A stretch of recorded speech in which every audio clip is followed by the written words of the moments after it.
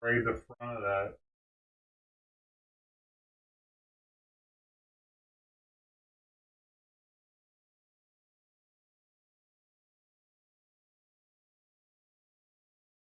Oh.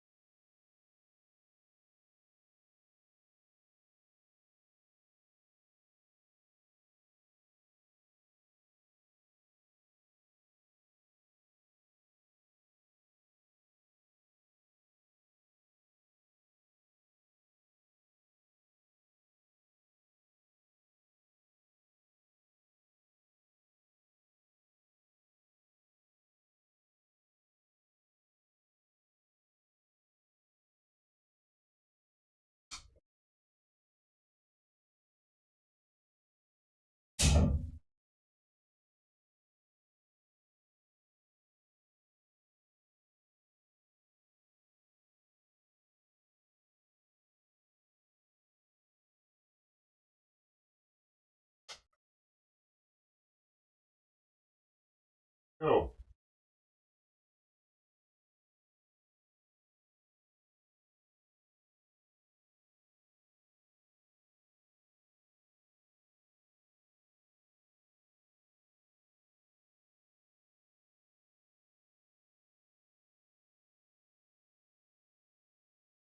I don't know. She was kind of hungry. She didn't finish the first place.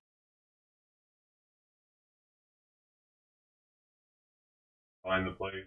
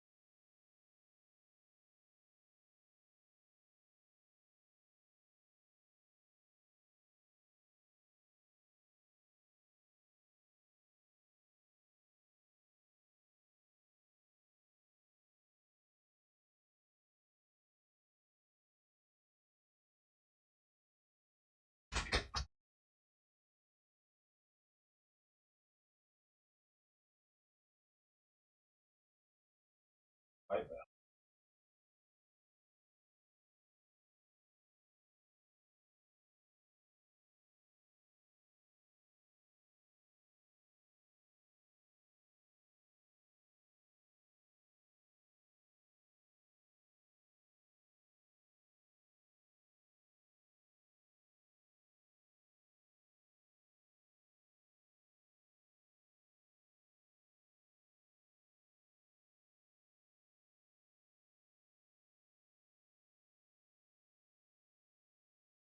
Right. Dude, that's got an alert. Tell me there's an earthquake. Be alert. Aftershocks are common. Estimated magnitude 5.0 earthquake. 39. Whoa! Holy shit.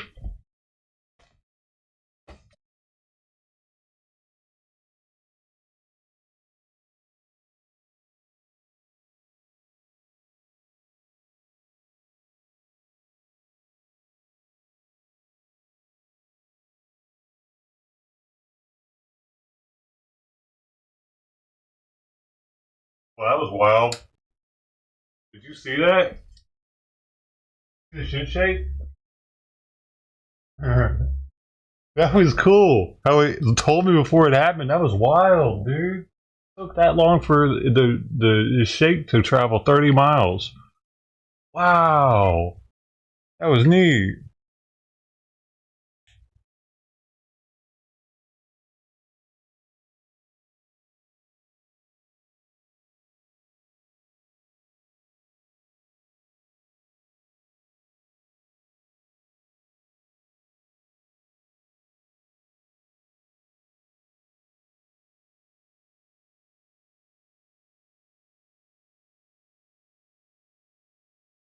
Hmm.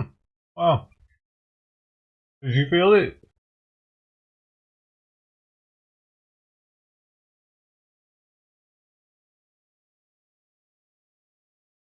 That was pretty close, dude.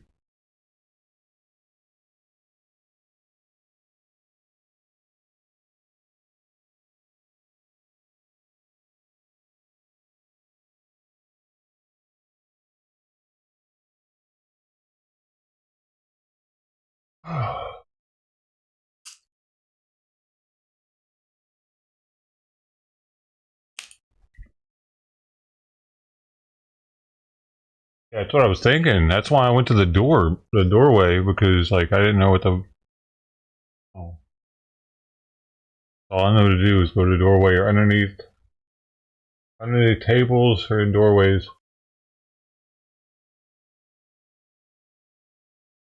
Ah, oh,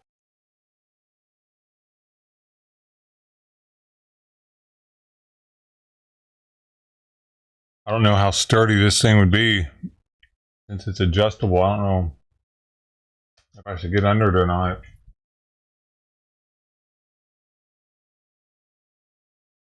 I thought about that.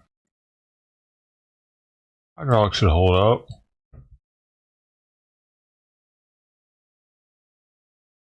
Yeah, I definitely felt larger than that one. Sure.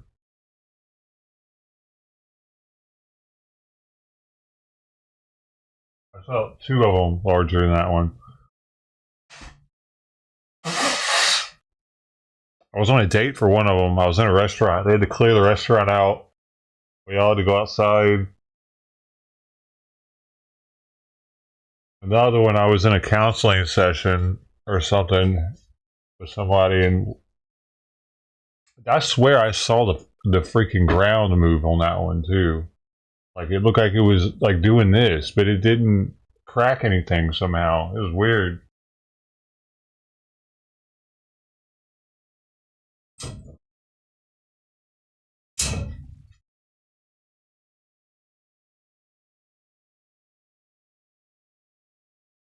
Yeah, the rolling one. But this one was just like it just shook a little bit. I was expecting it to be a little strong. I thought I was going to start getting stronger or something. Since they warned us. That's the first time I've gotten one of those.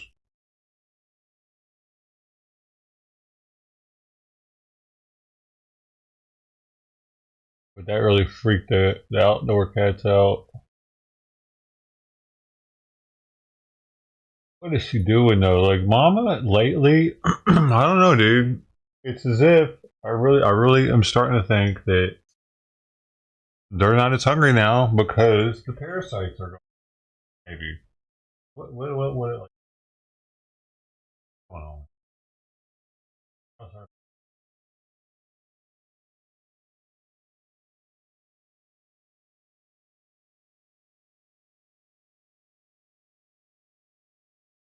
Active right. I thought it was the heat.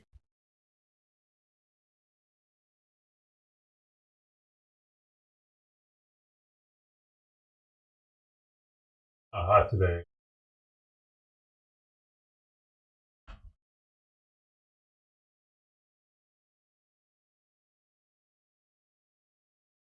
It's very weird. Like both of those should be gone already.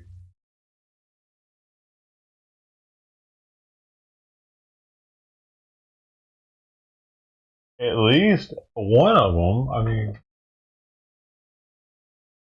like I don't even know why Tux is coming anymore if he's not going to eat.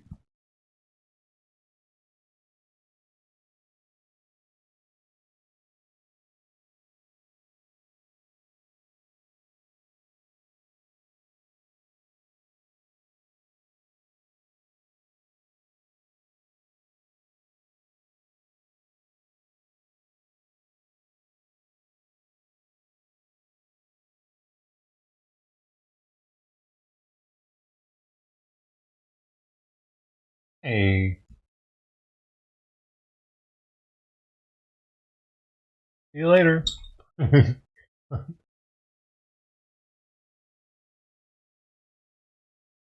man. Oh, I get so upset that he can't have her food.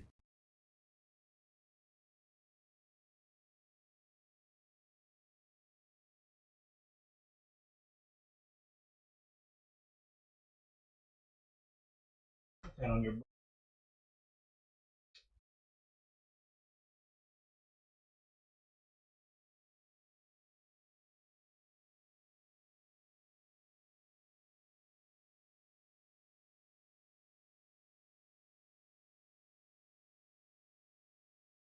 make sure she got rid of those tapeworms. I mean, it must be though, because they were both eating like 2 cans a day minimum.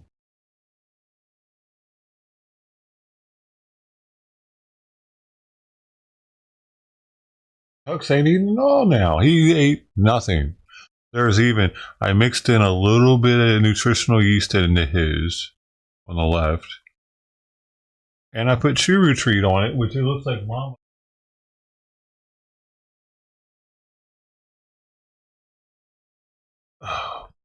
Bud? Come on.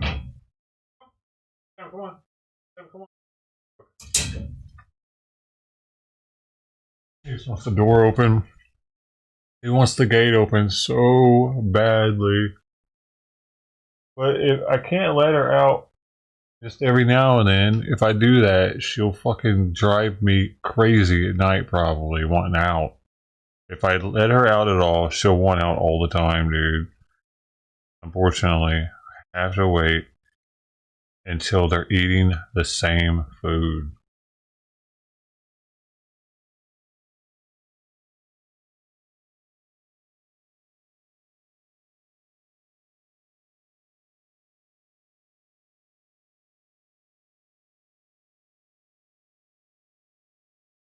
I hate to keep her locked up in here, but the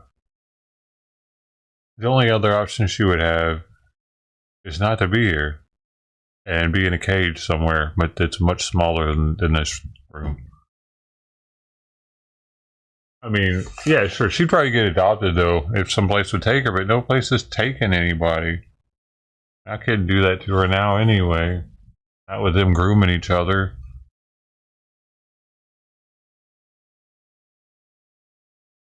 That'd be mean to Simon probably.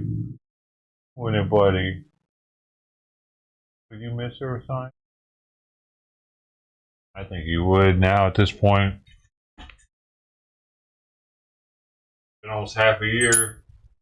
Huh?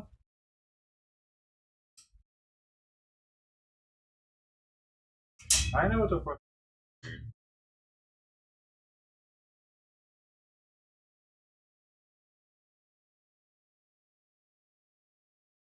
Hey.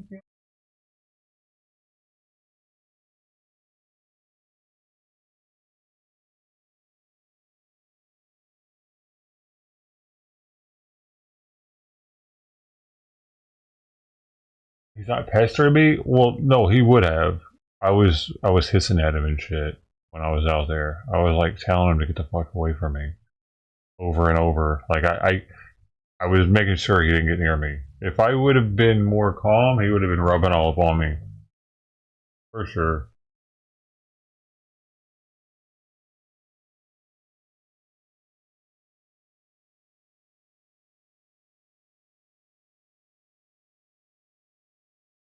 I don't feel so bad about it now though, because it seems that he doesn't need me.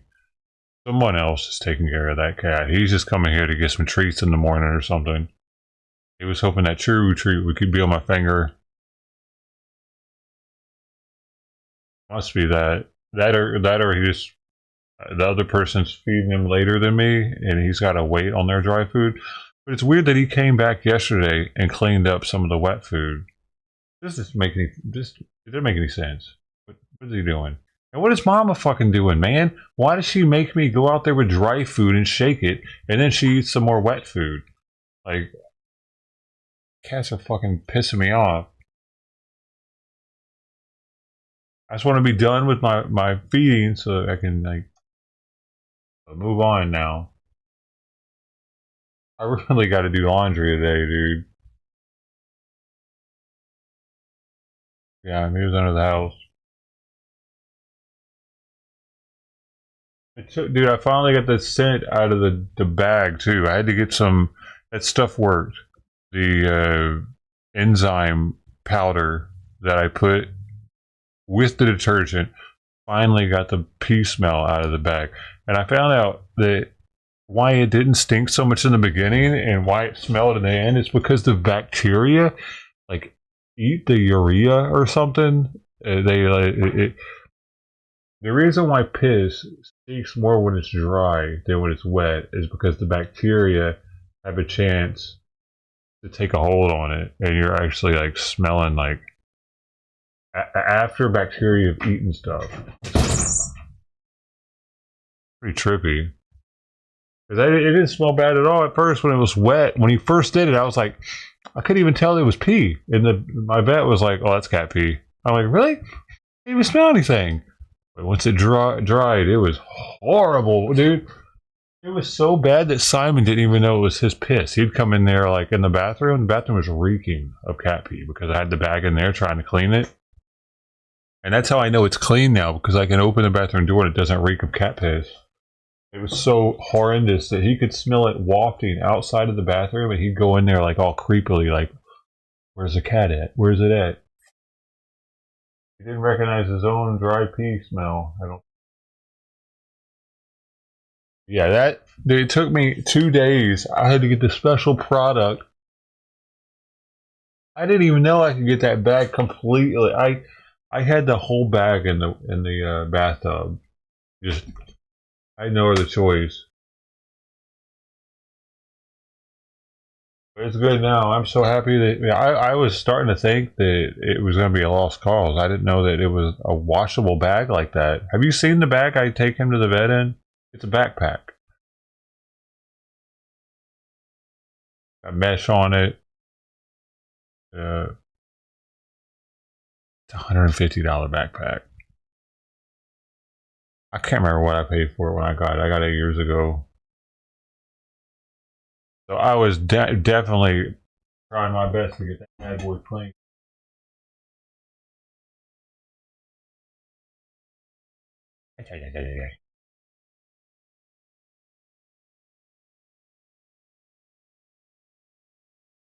Come here. Here, where are these cats at, man? Who would have thought that making them healthy would have just reduced the content of Kitty Cam to 10%?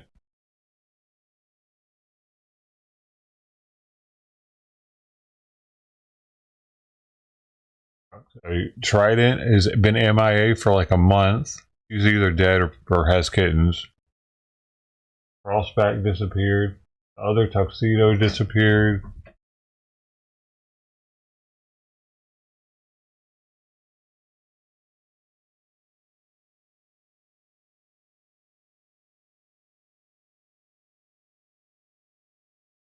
I do wonder if it's the cinnamon that I sprayed out there that they don't like the smell of. It's not even that strong smelling though.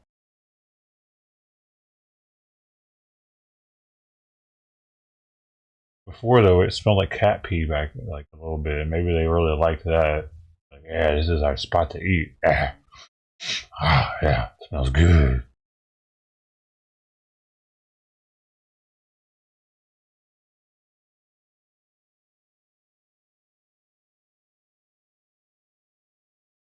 Yeah, I'll just keep these things up to about 9, maybe, until I give Simon his heart med, maybe.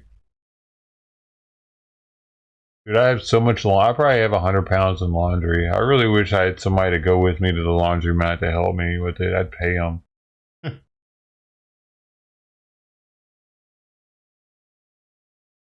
I just don't like going to the laundromat, is what it is. I fucking hate it.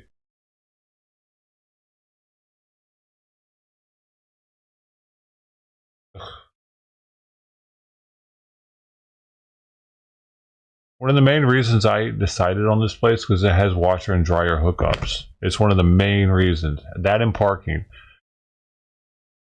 But the size of it wasn't what I thought, so I haven't been able to use the washer and dryer since I've lived here because, for one, I don't have them, but I didn't get them because half of my couch is in that room.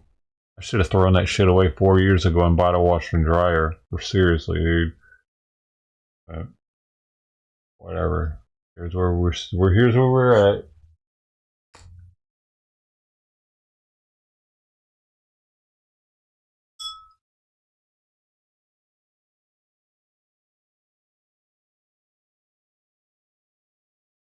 You got it. No. Oh, you do the craziest things.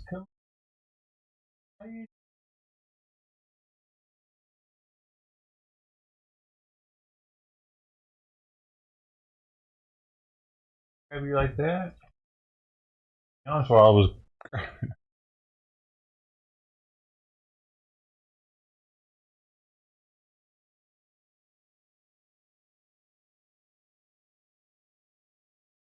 I'm really flared up too. Not feeling it right now.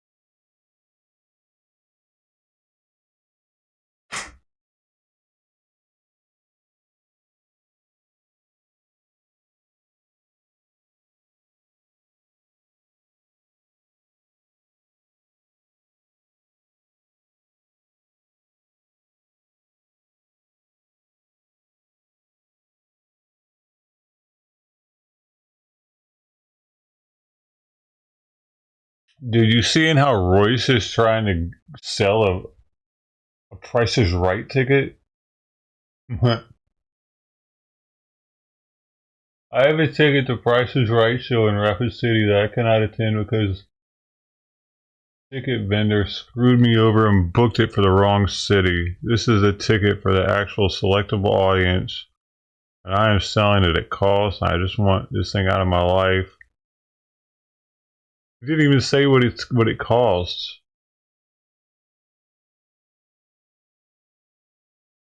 $223? What the fuck? What? What? Dude, look at this. This is it. This is his Craigslist ad. I can't believe Price is Right is charging people. Oh, fuck, hold up, I got anything.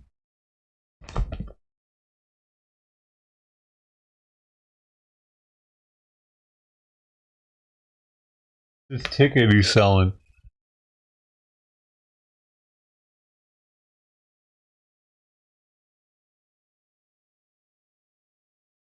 Fuck, Kitty, why are you bugging me this morning? Why are you bugging him? Why are you bugging everybody?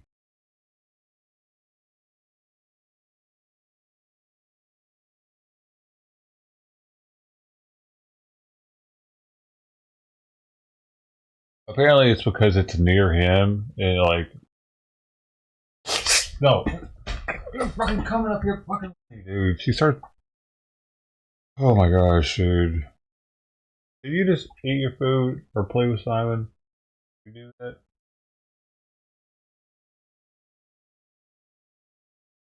How about we try that?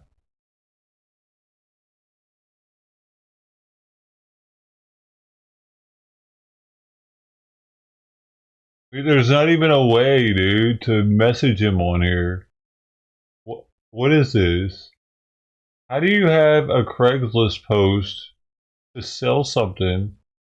There's nothing on here to hit him up about it. What kind of weird shit is this? Are you seeing this?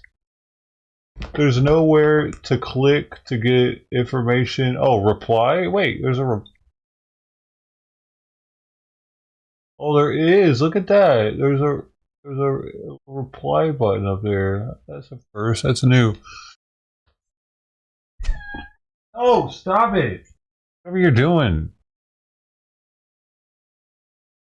Oh, she was up to something.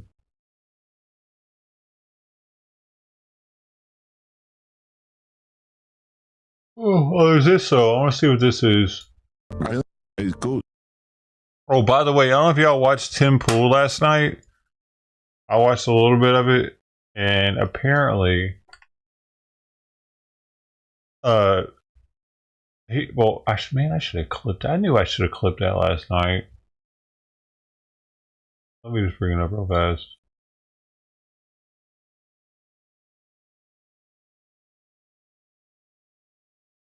Being lazy. Oh, let's see. It was last night. Right.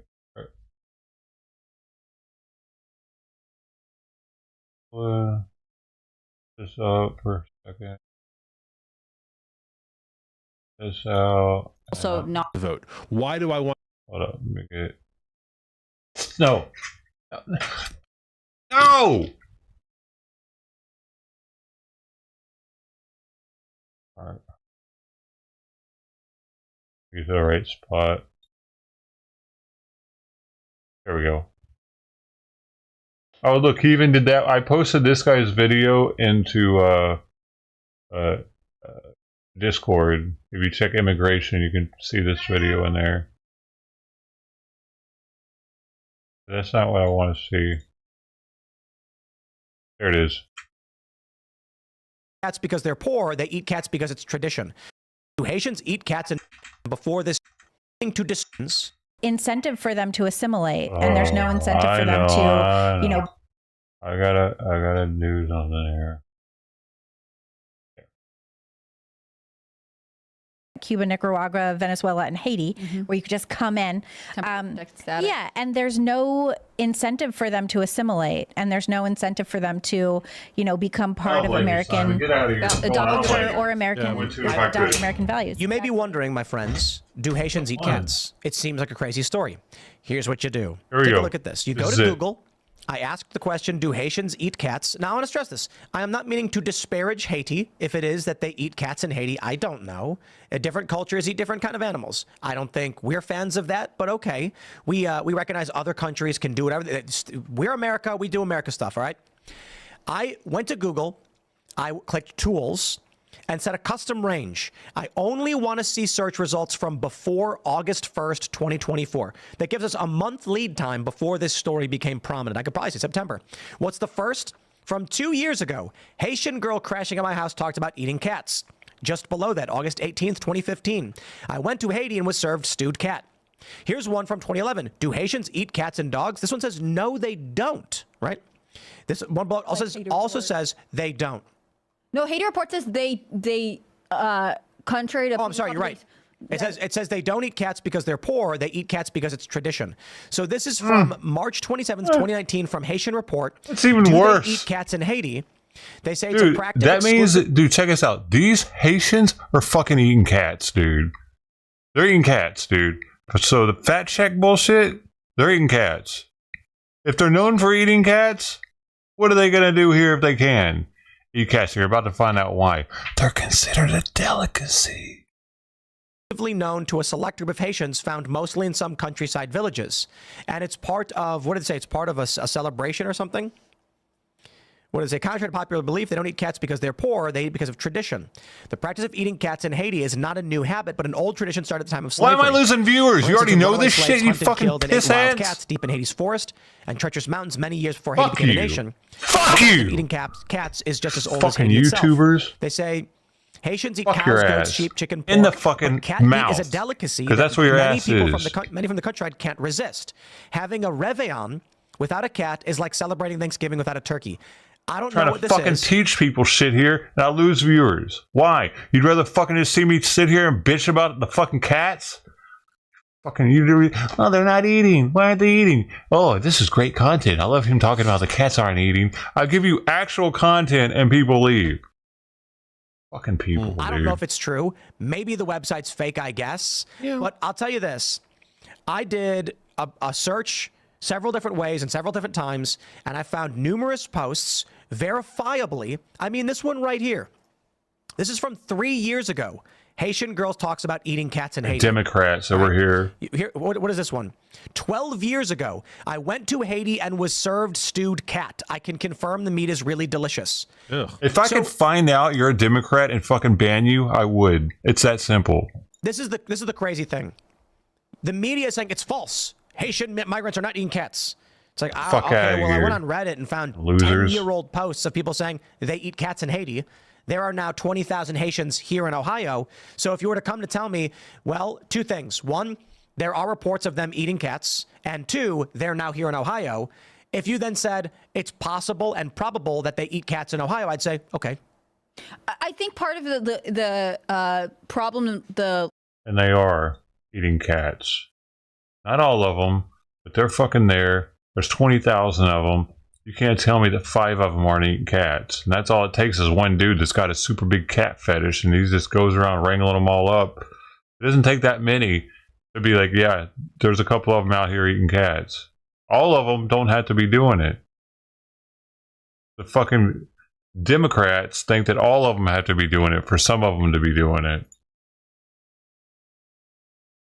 Or there has to be a video of them like chowing down on one as if they're going to let us see that. Chickens, mice. My father immigrated from Haiti to the United States.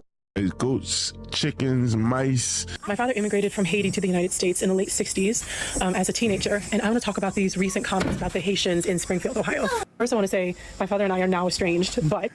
Let's start off this video with, I'm not denigrating the Haitians. I'm not trying to poke fun at the Haitians. I'm not being hateful and harmful to the Haitians.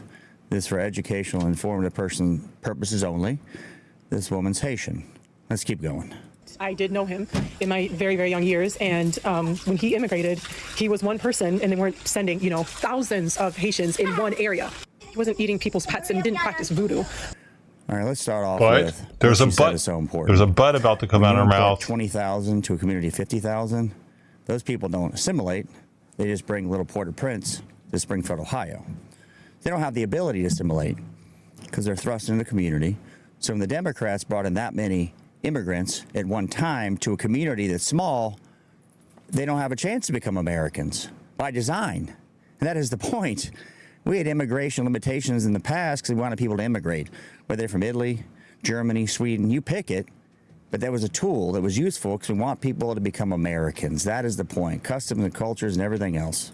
But he did say that most of the island, the majority of the island, does practice voodoo. The reason they eat cats is for two reasons. Number one is survival. This is the poorest country in the Western Hemisphere. You can't just go to a food bank like you can here or just go to McDonald's and get some free or cheap food. Unless, of course, there's a Christian missionary there. People in the United States have a really hard... All right, you got to ask yourself the question. You got an island, Dominican Republic on one side, Haiti on the other. Clinton Foundation, U.S. government, thousands of NGOs have been pumping money in there. Where'd that money go to help the Haitian people? Because you go to the Dominican Republic, it's beautiful. They don't have the same problems. So you got to wonder what's going on here. There's a lot of things I could share with you. Probably not appropriate here. Go to the bottom left-hand corner. We can talk about it. Hard time imagining that type of thing, but it is true. Second, they do animal sacrifices for their religion, voodoo. They make these animal sacrifices to these gods for different reasons. You can do your own research on this. Do I think voodoo is a demonic religion? Yes, I do. That's been going on long before Springfield. There was cases of this in Miami. On railroad tracks, they're finding chickens, their heads cut off, goats, all sorts of sacrifice. We're going to get into more of that here. Some people who say, yes, we do that. That's where we're from. That's our culture. But the concept is America, the great melting pot. We bring things that are unique from our cultures. We want it to fit in. I would say going to the family park, getting a duck and disemboweling it and beheading it in front of the family picnic is probably not something we're used to. It doesn't really fit into this culture. Right? They do. That doesn't mean, obviously, that doesn't mean that you hate these people. These people need prayer. But you can't just take over all these people from another country and expect it to work. Not to mention it doesn't fix the problems of that country. And there's more people left in Haiti that we can bring over. It's not racist to acknowledge that this is a problem. It's not racist to talk about these things that are happening. This is not just white Americans saying this is black Americans. You can look at the people in Springfield, Ohio saying that this is happening. Y'all just want to joke about Trump and say that he's crazy for saying that this is happening instead of actually checking at all to see if this is happening. You want to make jokes about these things. Well, what if it were happening to you in your community? And no, it's beyond eating their pets, even though that is bad enough. Well, the reality is the Democrats who forced these people into communities did a disservice to the Haitians, to the people in that community. But those Democrats are supposed to represent American citizens first. So think about Springfield.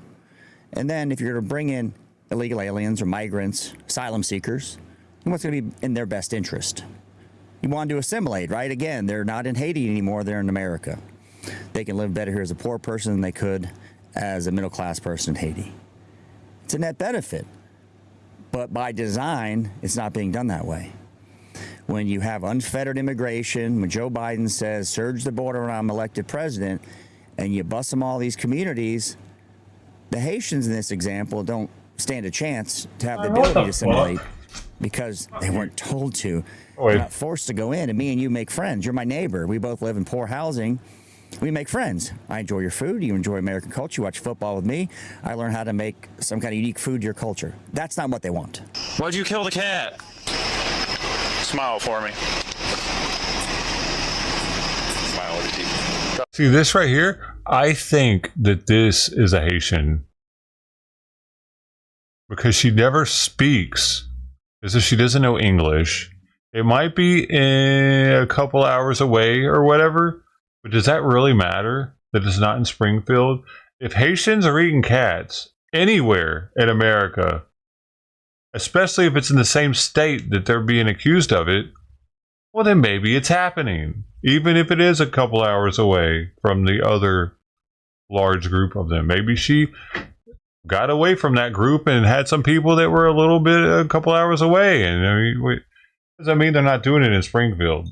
Like this. Did you eat that cat? Did you eat it? No, why'd you kill it?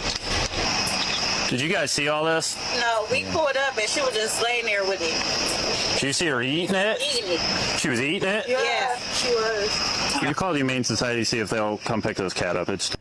So it's not happening, right? I mean, I put on Twitter the audio file of people going, hey, there's a guy walking on the street with a duck. And all these things are happening. It's not the Haitians' fault, because that's the culture and custom use here. The duck thing, the goose thing was like a month before. And my argument there is that's the picture they were able to get of somebody. The guy doing it a month before. Even if it was in a different town. If it was in Ohio, then that dude was probably Haitian. Because they're like, we don't know if he was Haitian. It was just a black guy with some geese. But hey, it's a poor country. They're doing what they can to get by. Now, these same people, there's a component of it, which she mentioned. Again, this is for informational purposes only. I'm stating what the woman said from Haiti, that it's part of their culture to have voodoo, to have certain religious practices that are different than ours. It doesn't mesh. Where's PETA on this? You have to ask yourself that question. Right. As much as I have a disdain for PETA, I don't hear him coming out about this because we got the victim hierarchy. You mentioned your religion. What religion exactly do you represent? I'm a Santo. I do Palo. Ow! Santo. Hey! What's that mean exactly? Stop it! And go to know that shit. That shit not just for like. What you mean? That's real life. You I sacrifice goats, chickens, mice. Like Wow. for certain though. Like I'm not allowed to explain it. How you want me to explain it? I think. Does this fucking guy have a nitrous can? Is that what that is? This fucker's getting the highest shit off nitrous while he's being interviewed? The fuck? That's what that is, dude. He's taking nitrous to the dome with a big ass can of it flavored. It's probably his brand. I'm not allowed to explain it.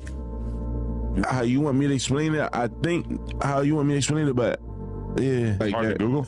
You could Google it, but it ain't gonna explain. It's like it's. You could try to do your research though, and let me know what you find out though, bro. Well, you see this in Louisiana. Again, I mentioned Miami. There's certain religions that this is a practice. If you look back to the Old Testament, sacrifice. We just don't do it here, though. It doesn't fit in. And there lies the problem. And the bigger problem is if you bring it up, and it's not about the Haitians. Again, I can't say that enough. You thrust in 20,000 people into a community of 50,000, and you thrust them into the same housing, they don't assimilate. They don't have the skill set to move up, have the American dream. They didn't come here with that. Remember, learn to code to the coal miners? What skill set do they come with? So they don't have a chance to get up and have the American dream. What is the American dream? I know you're saying doesn't exist, bro. Let's just say you're really good at laying tile, accounting. You're good with numbers. You're from Haiti. You go up, hey, I'm good at numbers. We go to junior college, and I'll go to college, and I'm become an accountant. I'm a finance guy or something. The setup isn't that way. You thrust people in, they're into a community, they don't leave that community. You remember Little Italy, but what those Little Italy parents wanted was their son or daughter to do better than them. Now, we melded the cultures and customs, but when you take, say, Italy or Ireland, and you thrust into America, they're aligned a little bit more than, say, going to the park and you're snatching a duck or a kitten up and sacrificing it or eating it. Again, the woman talked about in the first clip, that was part, you know, they don't have anything to eat. Fuck so you, Tux. In Haiti. Asshole cat. But again, they're not starving here because they're on HUD. So that part of it is different. Maybe they just wanted a duck. They couldn't find one at the store. They wanted a goose. They wanted a cat. They enjoy it. It's like certain people enjoy eating horse. Right? You go to a French country. Go up to Quebec. We don't eat horse here. There's those customs that when you bring it horse up, is pretty good. I tried it. And you say, this appears to be an issue when you're thrusting this many people in at once. We don't know who they are. I never voted for it. I don't want to take care of them. And I can tell you from a real practical standpoint, I grew up in Florida. There was a mall. You may say malls are dead, bro. No, they built a mall 10 miles away. But this mall became a little barrio. And people didn't fit into that customs and cultures, so the mall shut down. Mother used to like go antiquing at the flea market, pick up stuff. She didn't go anymore because she's getting pushed around by some Haitians that is different. Not saying they're bad people, but it's different. She doesn't go. You go south of Fort Myers in Florida, you walk into a Walmart, Naples, Florida. I walk in, most people speak Creole or Haitian or whatever language it is, and they're doing their thing like they would in their country, but it's different. I'm asking them a question. They look at me like I'm a crazy person. They don't want to answer it. So you can't put that many in at once and expect, like she said, for it to work. Her dad came here as one person. What happens, in my opinion, what happens when they do what they did, and I've said this before, they create a salad bowl situation. See, America is supposed to be a melting pot, right? Because we're not, I mean, to get so many Haitians and put them in the same place, how is that going to be a melting pot? How are they just going to meld into our society? And why would they, when there's so many of them, that they can just have their own little community and speak their own languages and have their own stores and have their own restaurants and never truly acclimate themselves to the American way of life, but instead stay more Haitian concentrated because they are a concentration of Haitians in one place. If they were more spread out, they would have much more of a likelihood of becoming more acclimated to America and being more Americanized. Right? She's fine. She said she's like, look at Chinatown here in LA or in New York. You go to Chinatown, it's like you're in China. It's not like you're in American China. Street signs and everything are different. They make it look like they try to make it look like you're in China. The street signs are actually in Chinese. And they'll have like an American thing underneath it, English underneath it. He's not a voodoo person. But you got to ask yourself, when is enough too much? Like if you just drink 100 gallons of water at once, it's probably too much. A little water's good for you, right? Think about that.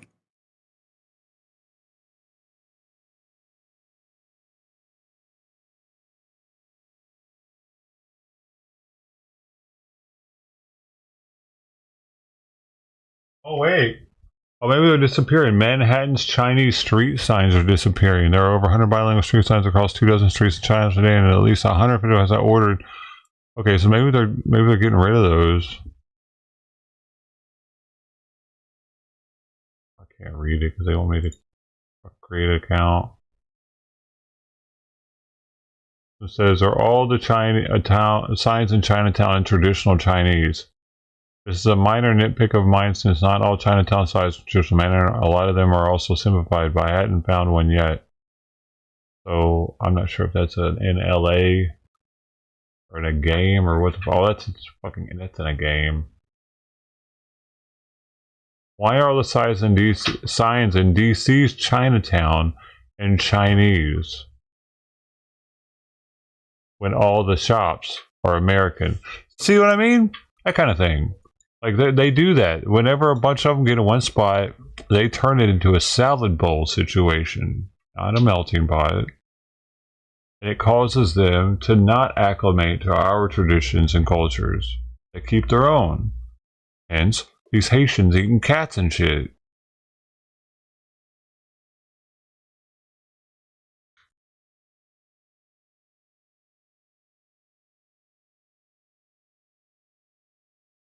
Mm-hmm. We're talking about the border of LA County and San Bernardino County. So it was also felt here. The earthquake, my shake. We are feeling sort of looking for patterns in the clouds when you know when an earthquake. Important, thank you. Yes, the USGS creates event page. Our goal is This morning, 5 miles north of Malibu, the shaking could be felt for up to 60 miles. I've been getting video and pictures in. We've been getting responses on Twitter. Irvine, Orange. I want you to take a look right now from our Santa Monica camera. This is located at Wilshire and Ocean. You can see the moment that the rattling started happening. Boy, that camera you can see is going back and forth pretty good. Yeah, I mean that's pretty wild. Yeah, significant rattling here on the west side, and especially fired. It really wasn't that bad. Pepperdine, did they send an email following? You know that complete. They felt it in. We had an earthquake. Why is this fucking news for so long? Dude, they talked about that? Oh, it wasn't that long. They're going off now. 20 minutes, ain't too bad. Oh, they were talking about it for like an hour.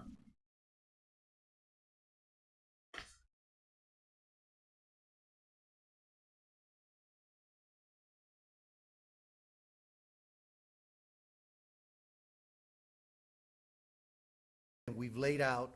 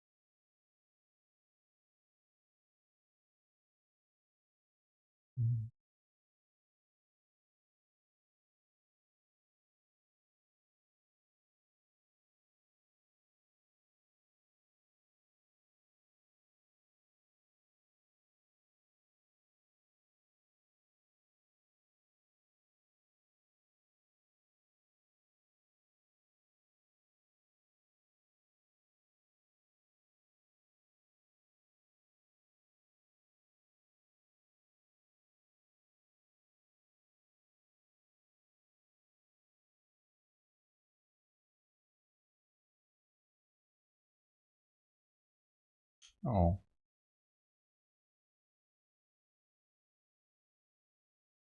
Stop it! Stop it! Stop!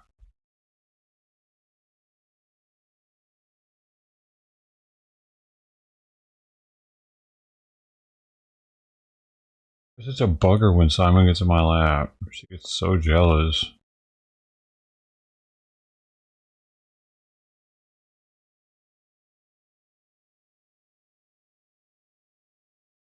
Get out of my house. My non-Christian dad. Reaction after he found out about my Christian business? This is my house. Get out of my house. You are no longer welcome. Get out. Oh no, this young Christian woman's non-Christian father persecuted her for her Christian business. We should obviously buy some of what she is selling, which is a wristband that reads you random Bible quotes. But hold on, was it that girl that was persecuted by her father for this Christian business, or was it this girl? Get out of my house. This is my house. You are no longer welcome. Get out. Or was it this girl? Out of my house. What the fuck? Or this... What? Free my life! And of course, some of these videos have like 40,000 likes with people saying amen in the comments. Yeah. For all involved, Jesus is disappointed. Stop it. Oh my God, printing money though? I know, it's so easy to do that. That's amazing. Like, how can people let that happen? It takes absolutely nothing to get people to completely resign any critical thinking away the moment they hear something that makes them think that they're right. Christians gotta hustle too. The people that are doing it probably aren't even Christians. They probably don't even live in America, might not even speak English.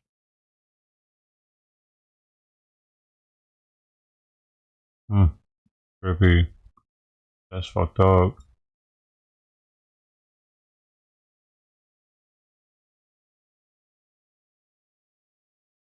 I do wish you would stop wagging the tail. It only invites her to attack it.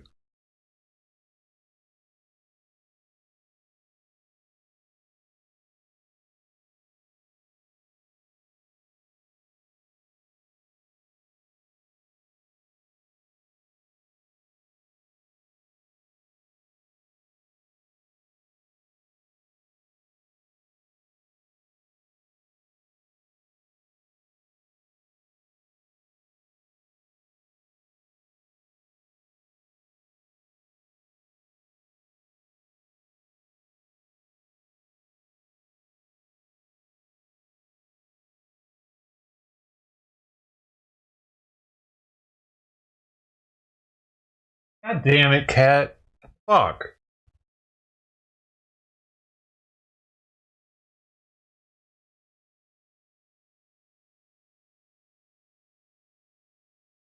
Fuck you, Sweet Pea. You bitch.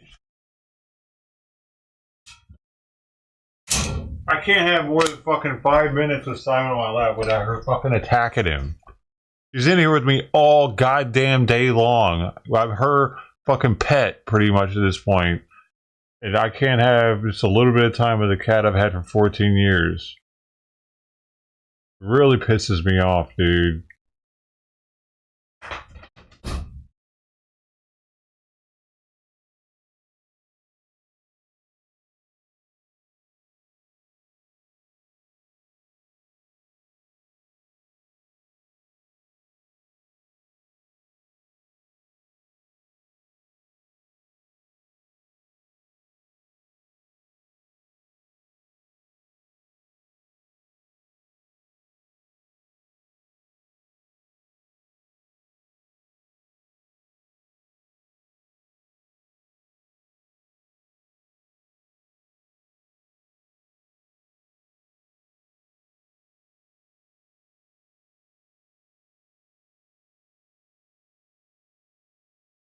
A real disturbing story for pet owners and a warning for pet owners in Pasadena. Police looking for a person caught on video leaving poisonous food for dogs near a daycare and boarding facility. Eyewitness News reporter Tony Cabrera is live in Pasadena with that video this morning. Tony.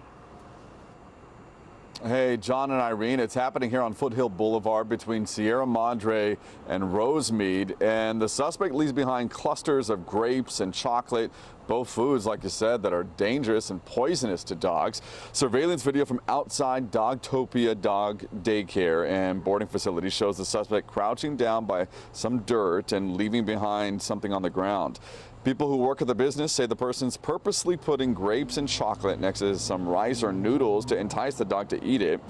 Veterinarians say small amounts of grapes can cause kidney failure and could be deadly for dogs. Chocolate can make a dog really sick, but only if it eats a significant amount compared to the size of the dog. A manager at Dogtopia says the person has been targeting Foothill Boulevard for several months now. LA County Supervisor Catherine Barger says she's outraged that someone's going out of their way to hurt dogs and their unsuspecting owners. She wants this person stopped immediately, saying animal cruelty should never be tolerated and it's just like a plain black wrong. dude. Barger hopes someone who lives or works in this area can identify the suspect. Anyone with information Why aren't they saying that it's a black person? So far, we haven't heard of any animals getting sick. Anyone, Barger hopes someone who lives. She wants this person stopped immediately. That's a fucking black person, dude. Why aren't they saying it? And their unsuspecting owners. She wants this person stopped immediately. That's good. Black male likes to wear a fucking 50s style hat, dress suit. I mean, what the fuck? Wait, just say it how it is. Cruelty should never be tolerated and it's just plain wrong. Barger hopes someone who lives or works in this. Say it how it is, you fucking bullshit news agency.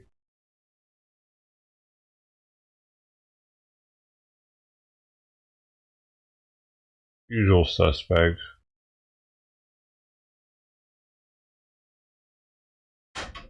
They're still looking for that guy that shot up Kentucky.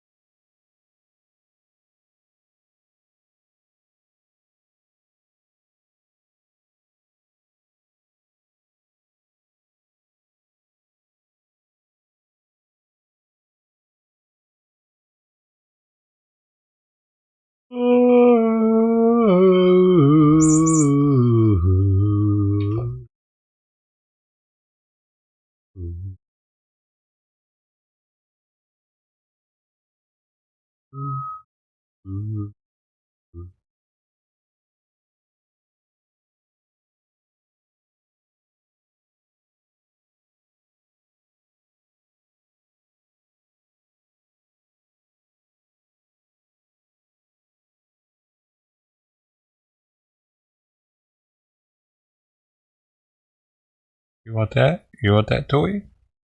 Hey! Get it.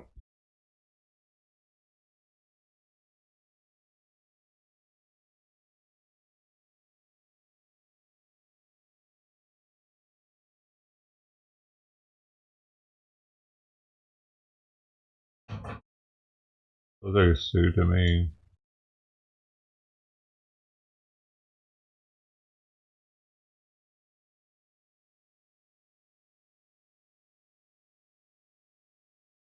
First ever private spacewalk happened. Up, down, left, and right are 3s, maybe a 2.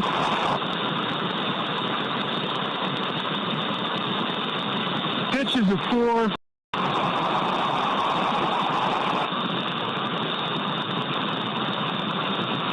Looks pretty good.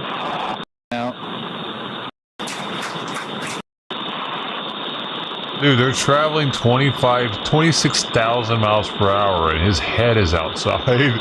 That's a trip, actually.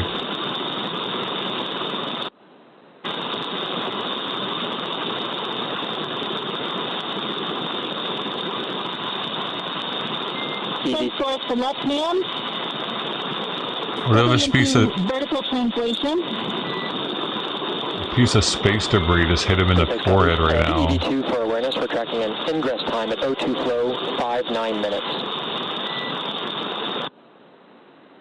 Copy 59 minutes.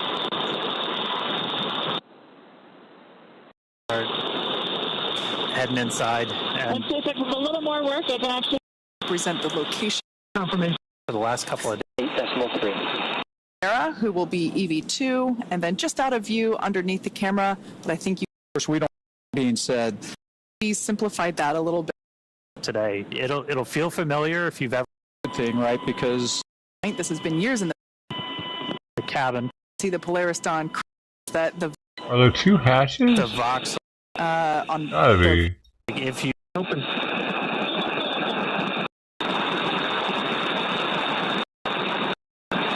Background noise about over along the in space. Need to board with 12. Oh no, there aren't 2 hatches. They have to vent the cabin first. In their designated function as pressurized the same as the out. They will be. So we're gonna. It's just a hatch to the outside. Wow. We're gonna hear that kind of. We're going to hear that chorus pretty frequently, where you do those kind of frequent, almost like check-ins. Just under Gemini. Around their bodies. Continue. Capability. Handle.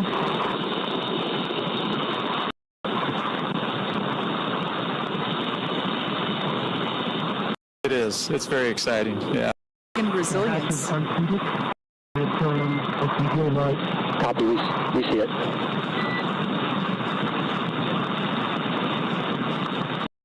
Forward.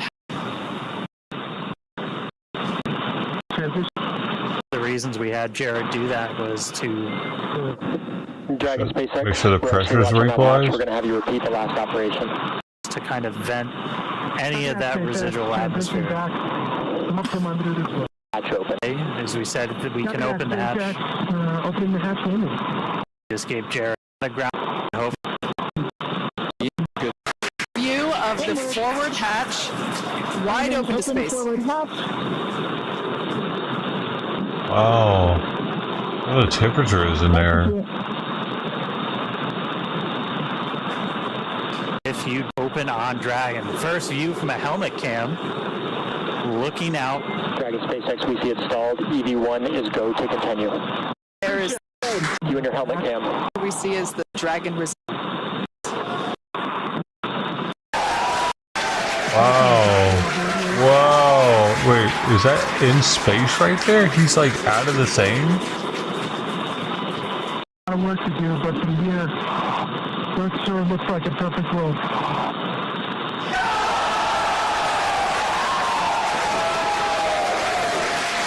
Nice, EV1, I'm going to step into Test Matrix 1.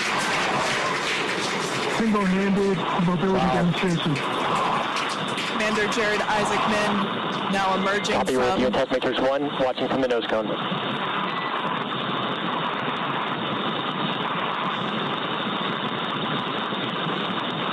Up, down, left, and right are 3.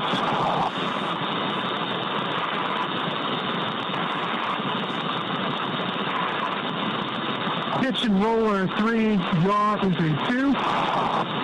Switching.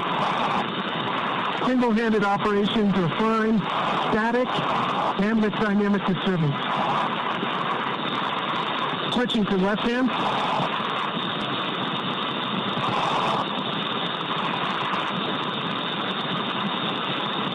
Hey, Ted. Right are 3, maybe a 2.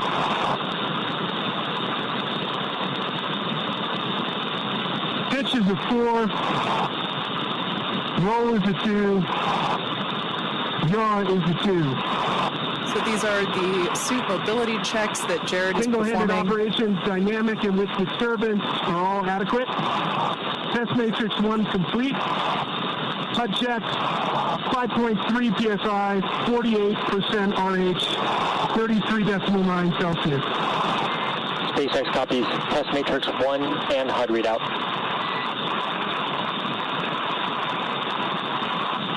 Crew ops check, EV1 good. EV2 check, EV1 good. Question good. Okay, stepping into vertical translation. It's pretty wild that we got just 4 people floating around in space right now.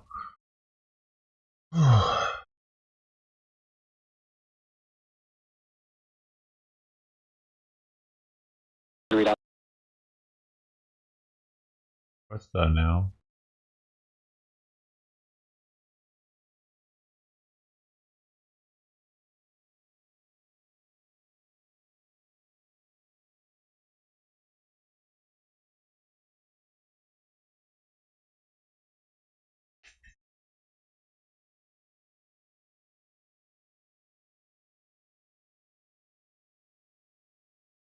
Yeah.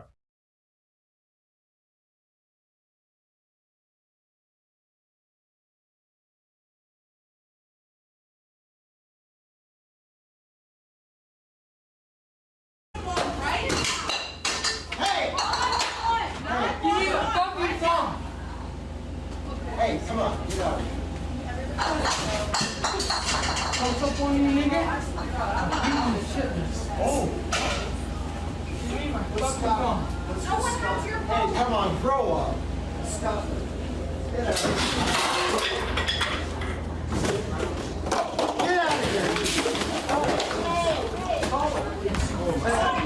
Hey! Stop it! Stop it! Call up police! Call up police on this guy. 641 South Colorado Boulevard. Come on now. You fuck on my hair! There's a fight. There's a fight going on here. Stop.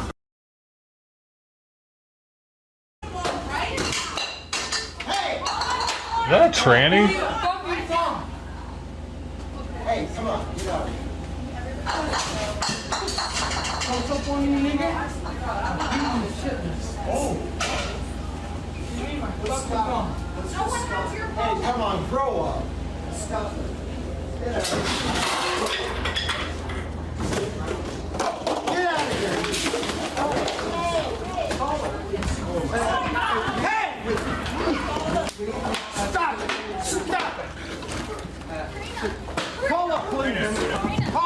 sign this guy. 641 Pascal. He is a tranny. They call him a guy. He's got titties. Fuck on my hair! There's a fight. There's a fight going on here.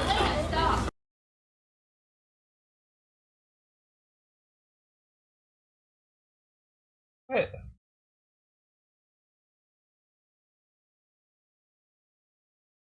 He got away. The dude got away, man. Remained at large.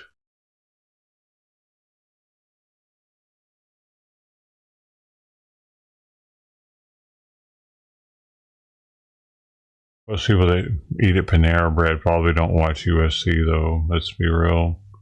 Panera Bread is one of the.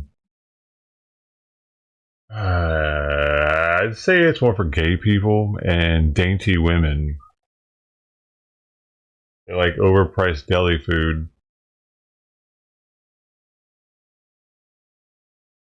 Miss Bongo, hey.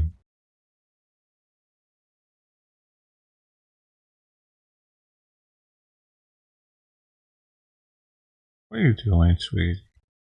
What are you doing? Come here. Come here. Come here. Girl, you sweet. You want to be. I want to be. I'm not sweet. When I'm sweet, I'm sweet.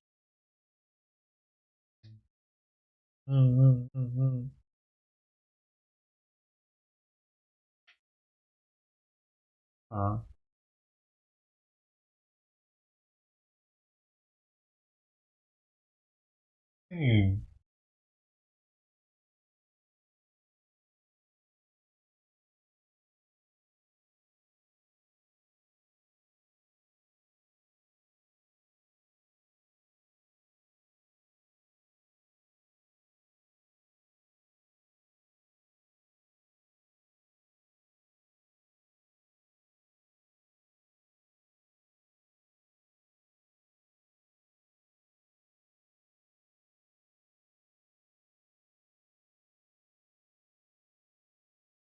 Oh, you called her now and she's being sweet. For about an hour, she's been being a little butthole to me and Simon.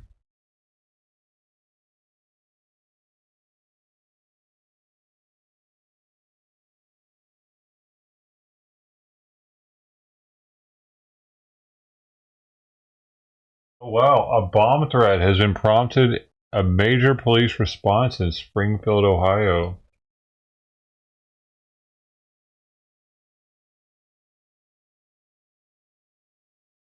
Thursday morning, according to city officials, a threat was sent via email to multiple agencies and media outlets.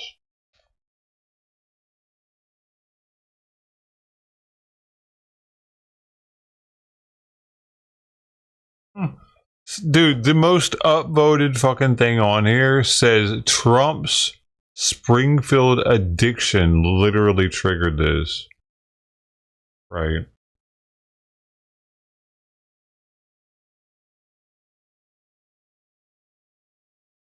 Everything is fucking Trump's fault, dude.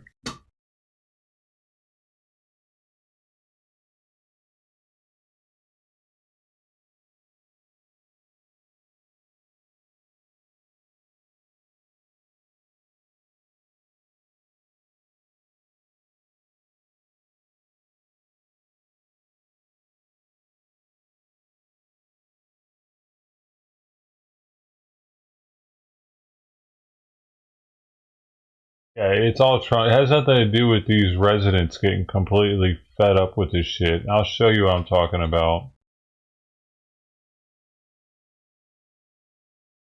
This is why it happened. Stop. Fuck. Okay. Stop!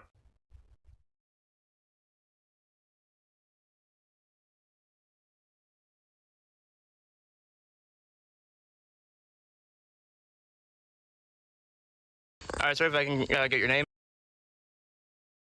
And this was recorded the day before, I think, Trump was the debate.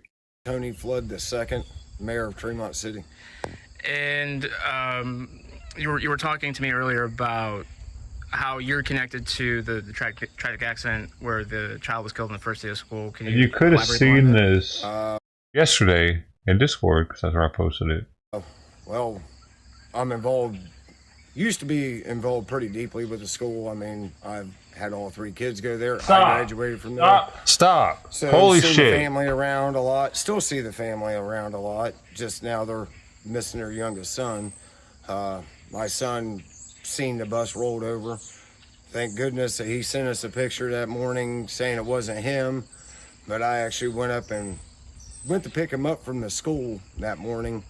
And he said he wanted to stay at the school. So if anybody needed help up there, he was there to help them. So, but him, the boy that passed and my son were pretty good friends at school. So, And how does Did y'all even know about that? A small kid was killed by a Haitian driver. And yeah, these Haitians apparently are able to get driver's licenses here. They get permits, and anyway, you'll hear it's crazy, dude. How does it make you feel? And obviously you represent the community as well. But I mean, so how does it make you personally feel, knowing that your son was potentially at risk because there's this bigger problem that is just coming over and having a direct impact on not just Springfield itself, but the entire surrounding area? I'll be 100% honest. Words can't describe how it makes me feel. I'm ashamed of leaders and leadership allowing this kind of stuff to just pretty much invade. Not allowing it. Oh, see, happened, and it. Oh, they're not allowing it. They're incentivizing it, and they're not only incentivizing it here. There's probably missionaries in Haiti telling these people to come to Springfield, Ohio. NGOs. This is the place you want to go, Springfield, Ohio. And it's not just the Haitians. I mean, And they get paid to do they're it. ignoring anybody driving without a license. I'm scared to death. My wife works in downtown Springfield. She works on East Main Street in Springfield at a bank. I won't mention its name. But she's overwhelmed with the Haitians that come in there, can't speak any English. They do not understand our money or anything else.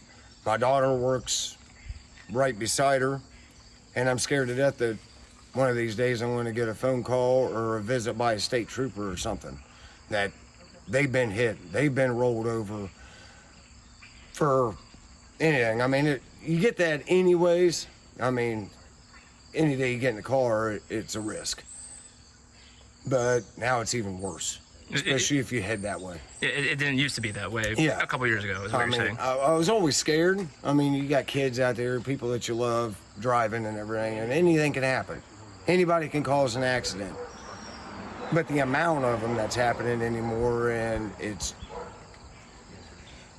scares me to death. You know, honestly, it pisses me off that we've allowed it to hit this point.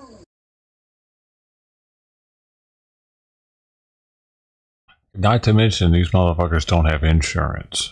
So, I mean, you're gonna have to foot the bill for your medical expenses and everything. And if you have liability insurance, you're just screwed. If you don't have uninsured motorists. I mean, there's kids. And I bet uninsured motorist coverage has skyrocketed in Springfield. I'm on a local fire department up by the school. And a couple weeks ago, 2 Haitians went left the center at each other and caused a wreck. And a semi-truck tied up in the power lines they knocked down. Stuff like that shouldn't be happening anywhere. There you go. So. And what would your message be to the rest of the country that, you know, as I was kind of asking earlier, that might say, well, this is being overblown. There's racist tone, racist reasonings behind it. What's your response to that?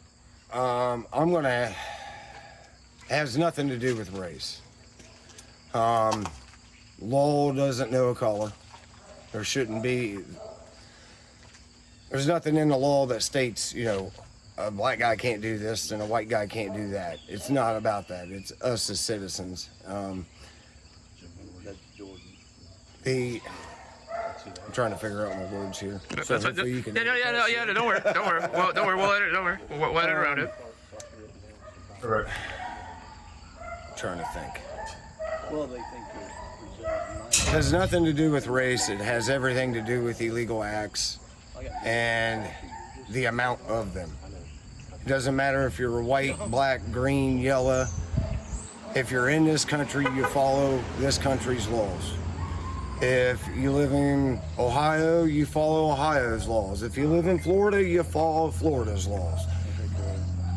And that's the same way with, you know, Tremont City has its own little set of laws. You got to follow those too if you live here or if you are here. I don't go to another country and follow our laws. You're not going to follow theirs. And that's the way it should be. And so I'm assuming you trust President Trump to handle this issue should he get back into office as opposed to forgot the Harris. fucking... God, motherfucking damn it. That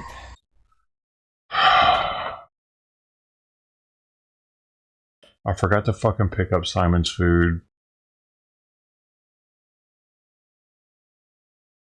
I can't. I really, man, damn it.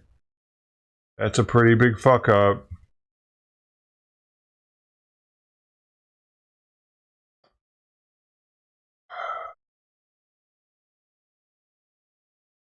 If I wouldn't have been here, I wouldn't have fucked it up. If you want to watch that video, go to Discord.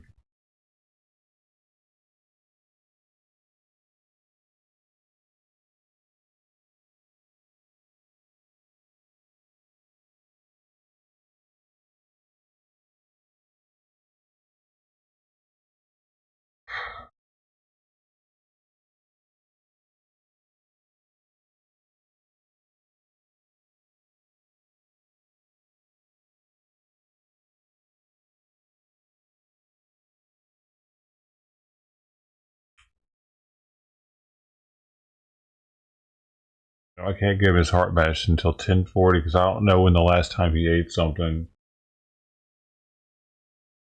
You were supposed to give it to him at 9:20.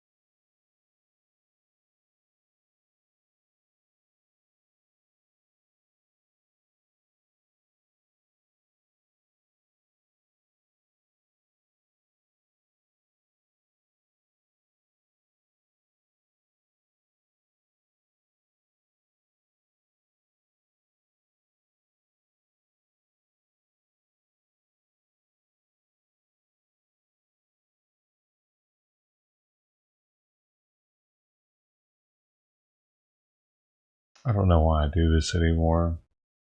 This. Do you? It's because I'm so fucking lonely. I'm so fucking miserably pathetic that I do this every day.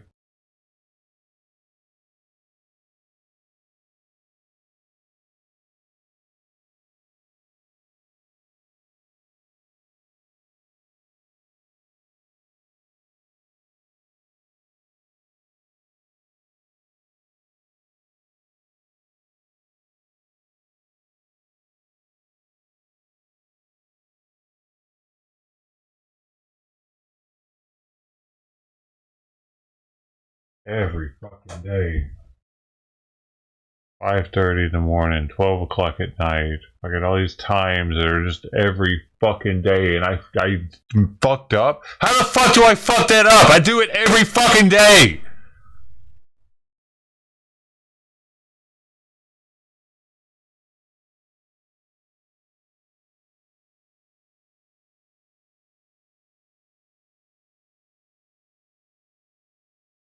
For one, I didn't smoke early enough. It's fucking 8:40 by the time I dab. I know I'm supposed to be dabbing by like 7:30 or some shit. I'm getting tired. I don't like doing this all the time. I am tired of it. Y'all think I'm just a pothead. I don't want to do it. If I did, it'd be the first thing I did once I got here all the time. I'm here. I don't fucking feel like it. It's like a chore to smoke at this point. So I'm able to like stay on track and do what I'm supposed to do every day. If I don't, I start fucking up.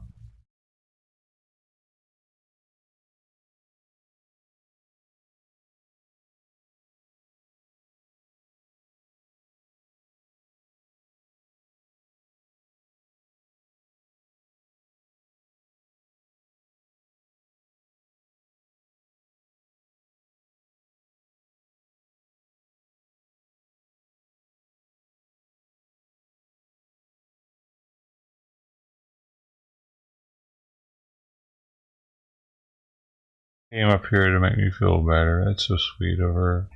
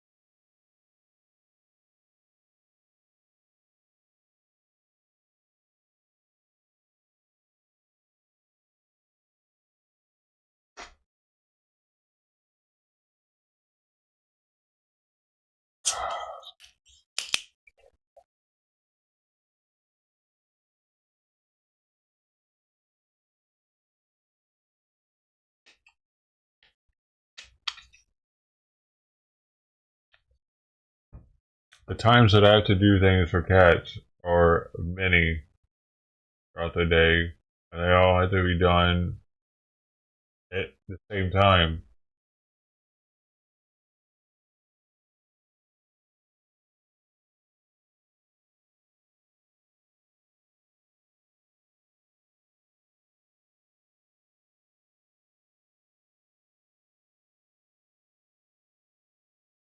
He ate a lot too, so I'm gonna have to definitely wait the full 2 hours. Almost all his food's gone. He was gonna have food to eat after, like, usually like half of the food's still left by the time I pick it up, and then I bring it back out 2 hours after his heart med. But now he's not gonna have hardly anything to eat when that happens. So everything's screwed up now.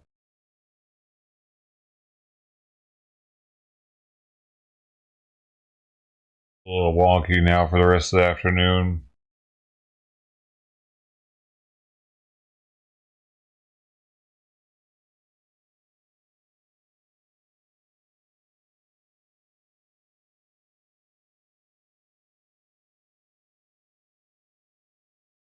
I really wish I could do it like that. I wish we had a normal life where I could just put his food out and not have to deal with all this shit.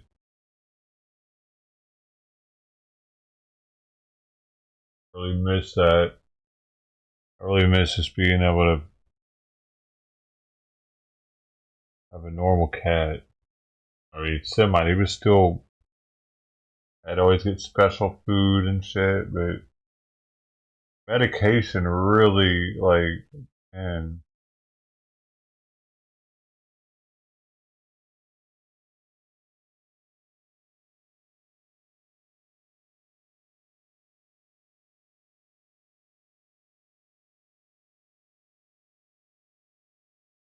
If it weren't for the medication, I wouldn't have to get up at 5:30 every morning either. I could have a day off every now and then and You could eat a little later and it wouldn't be a big deal, dude. I'm just fucking tired, dude.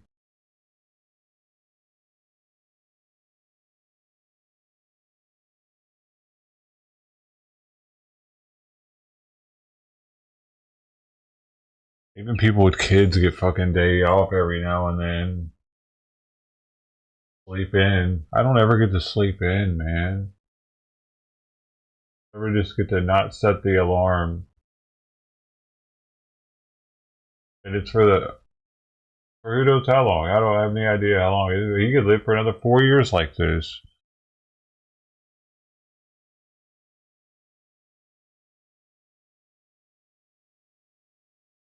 I could never see my parents again, possibly. They could be dead by the time he's dead.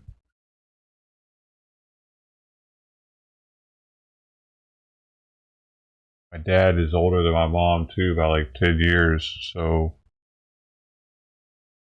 I might never see my dad again.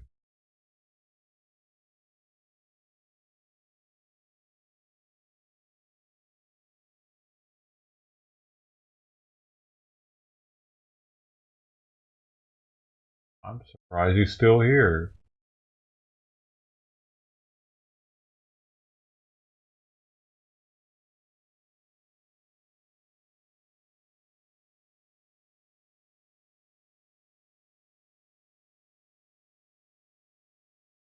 I'm so stuck due to my feelings of obligation.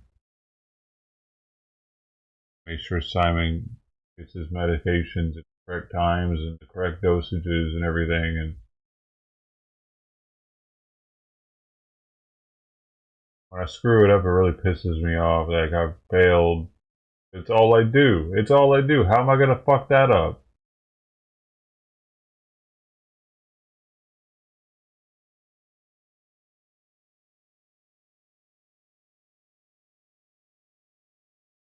No one else can do it for him. He depends on me to do it correctly every day.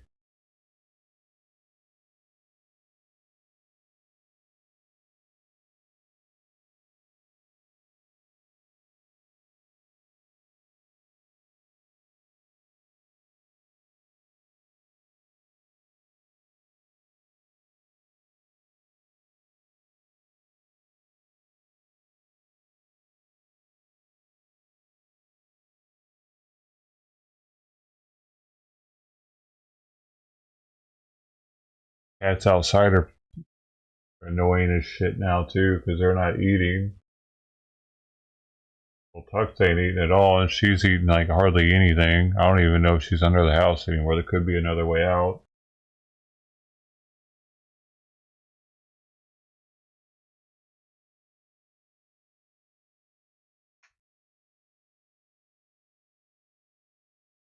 Well, kitty can watering hole is dried up.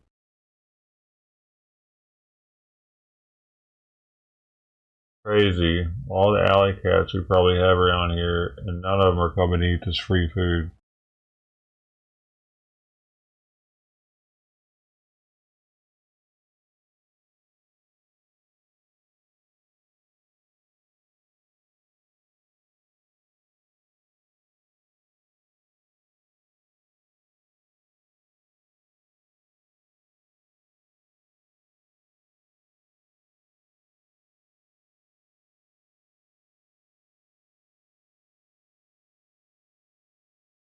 It's really interesting that Sweepy got all calm all of a sudden. Her and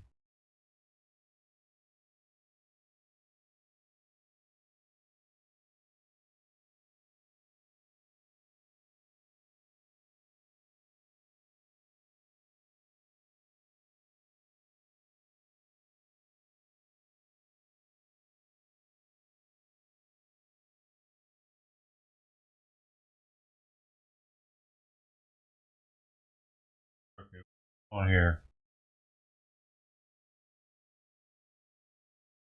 It hurts or something. Tux, dude, what the hell?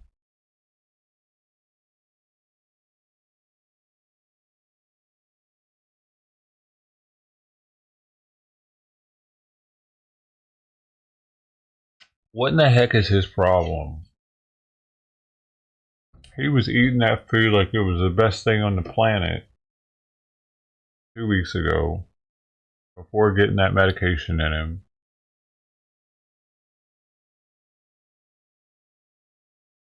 Before he had a taste of all them chew treats.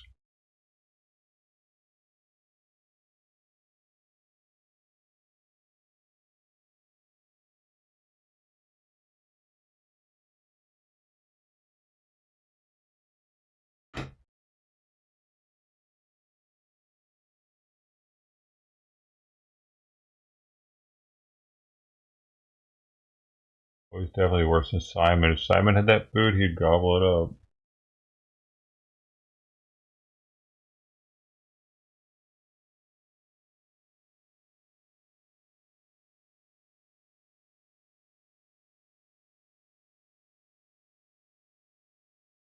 He just wants dry food is his problem. Simon used to be like that too. It took me a while to get him to eat wet food. It was hard. Like months for me to get him to eat it on a regular, to find the right one.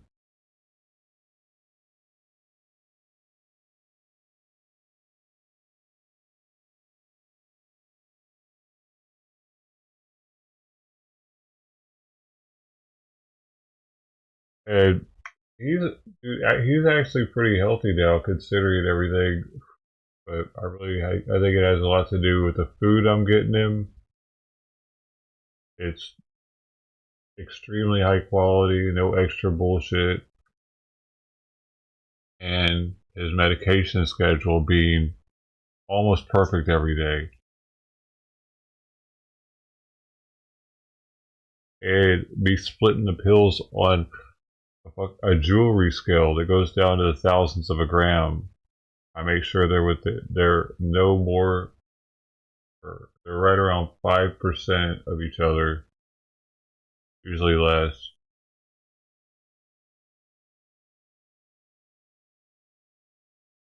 I get thyroid medication usually to be exact split. Sometimes I gotta waste a few of them to do it.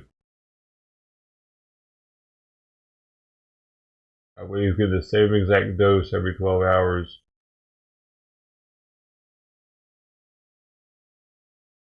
And I'll split those bad boys, and there are many times where there's a 10% difference in them.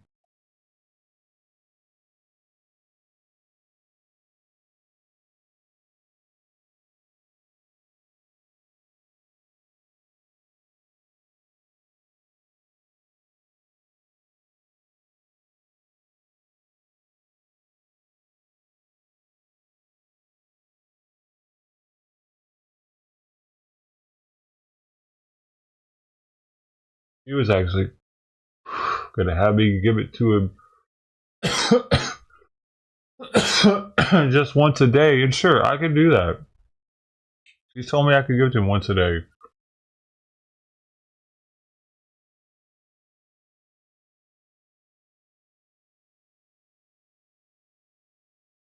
And that would make it so that I could sleep in. In other words, I sacrifice my sleep so that I can give Simon the best that I can. Even though I'm told by the vet that I can do it once a day. For my research, it's best to do it twice a day because of the half-life of the medication. To give him another 6 months of life. Something, I don't know.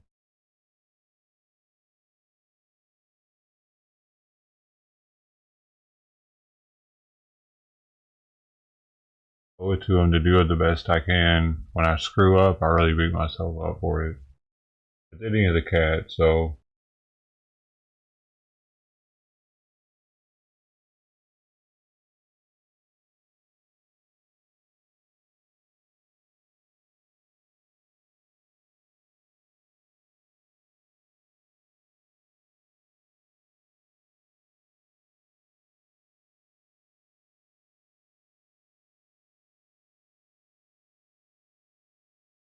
Hopefully Tux isn't coming like starting to feel whatever face illness he's got, and that's why he's not eating. Because the space tours still haven't went away completely. Looked a little better though.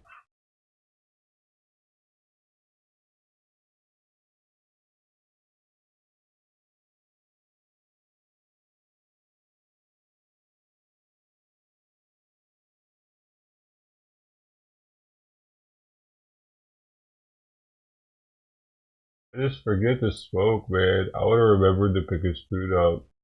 I get like more alert to like stuff when I smoke. It's not really paranoia as much as just like I'm more alert to things.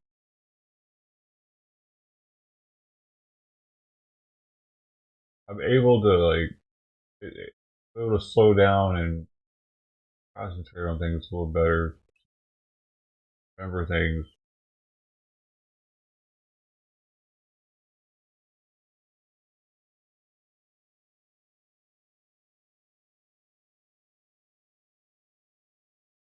Doesn't help me want to do laundry.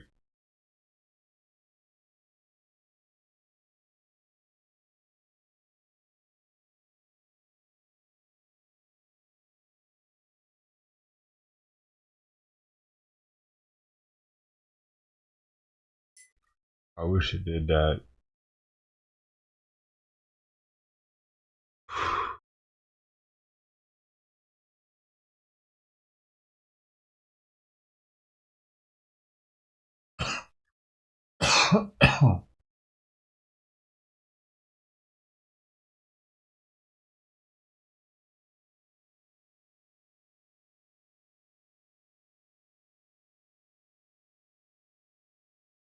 I'd feel guilty if I didn't, like if I knew,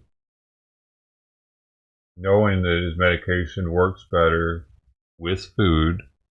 It's shown that it absorbs better with food, and it's best to be given every 12 hours.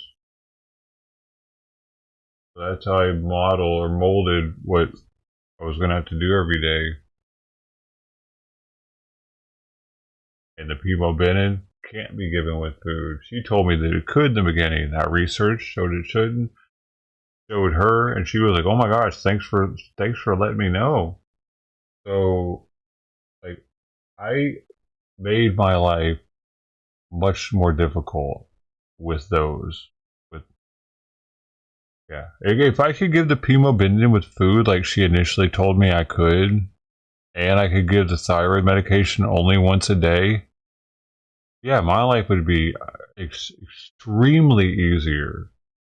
Actually, like, yeah, the having to pick the food up in the 2 hour window around the Pimabenin is crazy.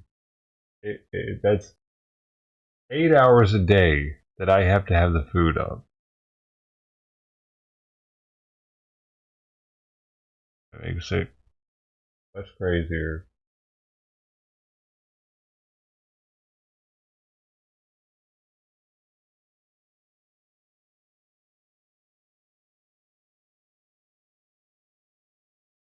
And I had to pick a time that was going to be every 12 hours for the thyroid and for the, like, dude, I can't even believe it's all working.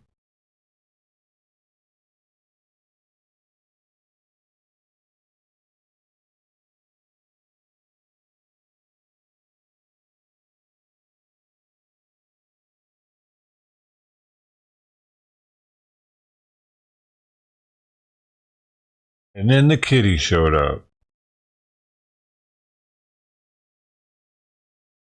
And Simon likes the way her food tastes.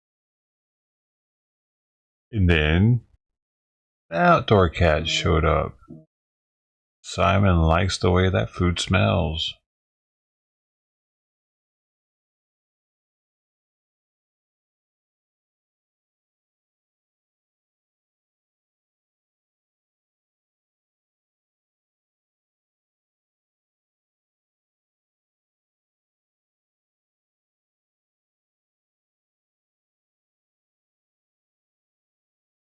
And outdoor cats seemingly aren't big fans of my food anymore.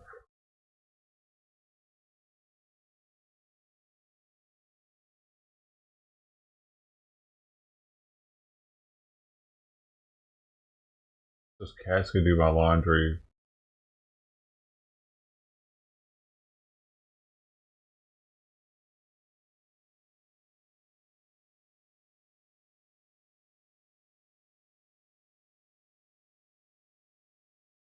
And then the camera goes down.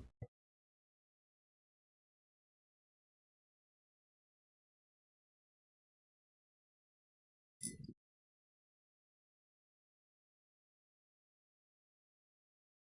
not hot today, so it's a Wi-Fi thing.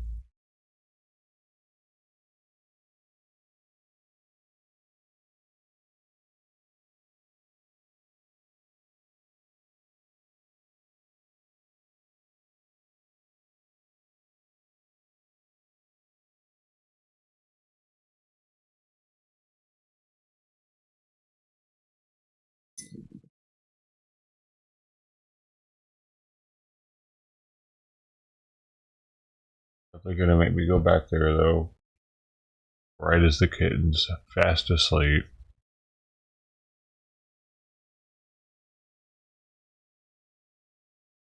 You don't think that's aliens or evil spirits or something fucking with me? Well, thank you. Thank you for not making me get up. But now the kitten's up again.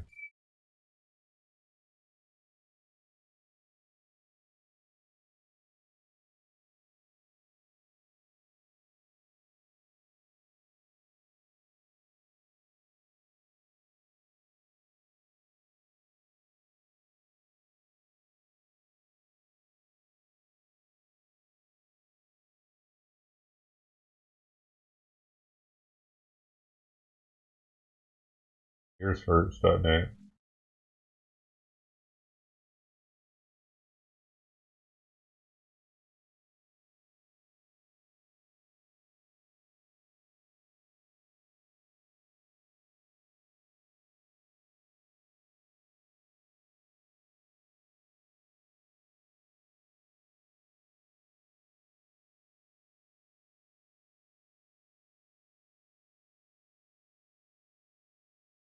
Fuck it, I'll finish this thing.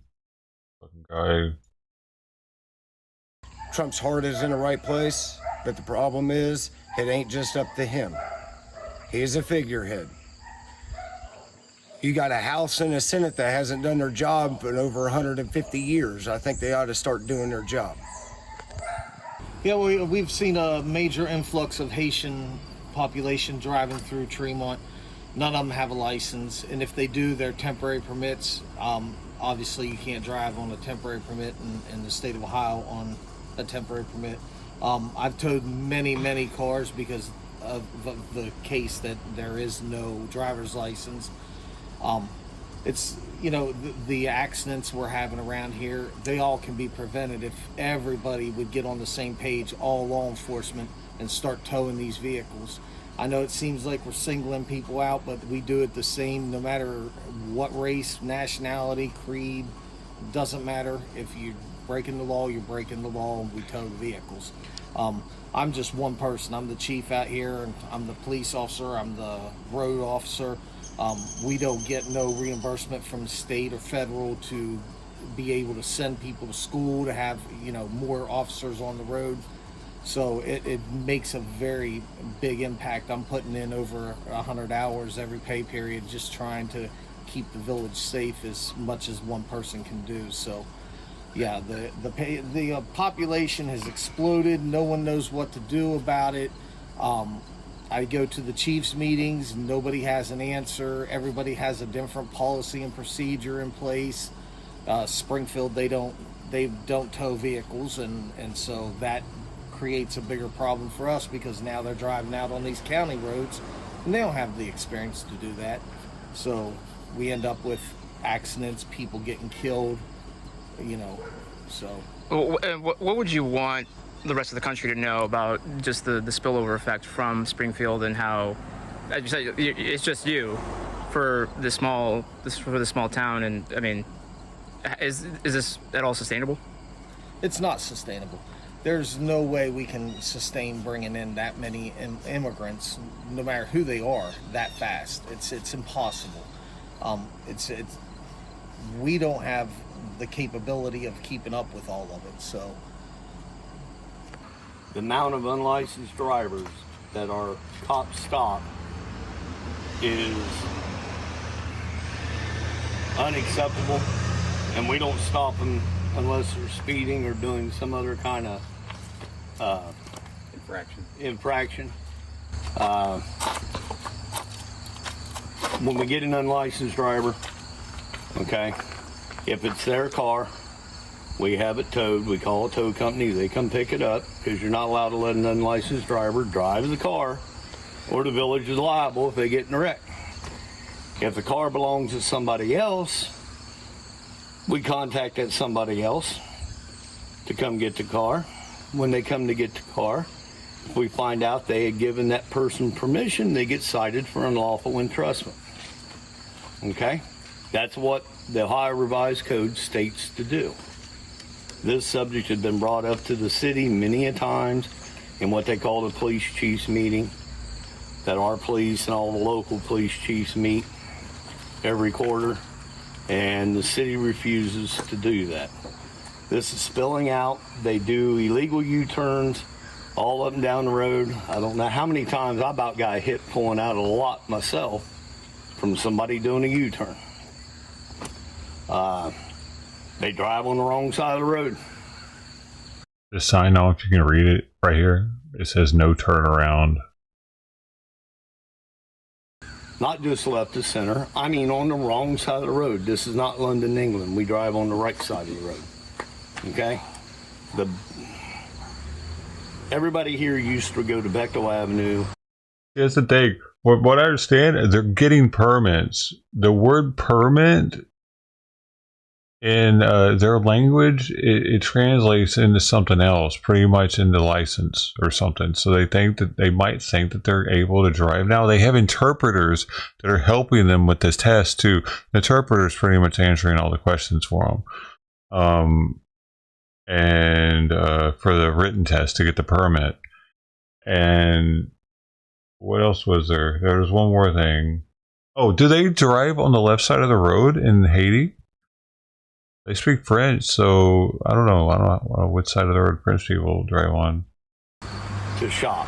Walmart and everything's right there on Bechtel Avenue. Now most people here go north to Urbana to shop because they can't tolerate the attitudes, okay, the pushiness, the inappropriate behavior of the migrants that are in these stores. Nobody feels safe. I've had a CCW since they first came out in Ohio and made them legal. I was a former military cop, okay? I don't go anywhere without a weapon on me. It's out of control. Everybody keeps yelling at the federal government. Yeah, they're the root cause. But the county seat, Springfield, Ohio, is not enforcing the law for the bad driving and everything. That's caused one of our children in the school district to get killed on his first day of school last year. If they would enforce that law, it would cut down the amount of bad drivers, illegal drivers, at least would help some, and the people would feel more like the citizens are getting treated equally. You're going to cite a citizen for speeding, but you won't cite this migrant for speeding. And why do you think that is? Why do you think they're not enforcing? Well, I will let Mark get into that here in a little bit because he has facts. I've only got hearsay. One of the things I've been told is when they are cited, after 30 days, them trying to get into court and not having an interpreter, it gets postponed and postponed. And then after 30 days, the city court just throws the tickets out. Okay? You and I don't get that. Okay? We're either guilty or innocent that day, pay your fine, go home. Okay? So it's pretty obvious what's going on. Okay, forget the mushy stuff. I'm all for immigrants. Well, thanks, Ed. This TPS, this mass influx, is not the way you do anything. And so common sense. And so has there been any other spillover effects besides the bad driving? Oh God. I guess I'll ask him that. But I've got to be careful on how I answer your question because I am a village official. Yes. You understand? Yes. Okay. I can tell you, the police have cited and towed a migrant's vehicle for no license. Horny toads. Okay. Our courts are Wednesday nights. It's happened on many occasions, but I'll name this one. Okay. Shows up to court, driving his car again, and no license, and got caught again when he left the building. It's the fourth time. 4 of them. Yeah. That man's been cited for. So, yeah, it's a spillover. At what time? Just like the U-turn, you see we have hardly any curbs. That tractor was hauling ass. 4 of them. Yeah. What's this shit on the left? That man's been cited for. Fast this tractor's going. So, yeah, it's a spillover. At what time? Just like the U-turn, you see we have hardly any curbs, okay? They go up over the curbs. We got kids and old people up and down these sidewalks all the time. They don't get mail delivery to their house. It's all done by post office box at the post office. So people are up and down the street all the time. I don't know how many of them about got hit. On their bicycles or just walking down the street. Have your name again, please? Yeah, Mark Sanders. Mark Sanders. Okay. Yes, sir. And so, what has been some of the spillover effects from Springfield? Because obviously a lot of attention is on Springfield itself, but there is towns and stuff around here. So, and since you're local, what have you seen around here in regards to all the Haitians that have come the past couple of years? Yeah, probably the most impactful spillover has been the absolute shortage of housing. We've had a lot of greed has come to the surface. A lot of people that have been lifelong renters and properties have been served eviction notices or non-renewal leases and given 30 days to get out. And what they'll do is instead of having a single family in a home that's maybe a 3-bedroom, they'll actually rent bedrooms out to individual families. So the landlord will, technically triple his rent by virtue of getting people in there. And again, Haitians are a very communal group, so they're not really adverse to living 3 or 4 families in a home or even 3 or 4 non-families in a home. The healthcare, they've decimated Rocking Horse, which is a federally funded clinic. That would be so risky as a landlord, though, wouldn't it? Or does the government back these people?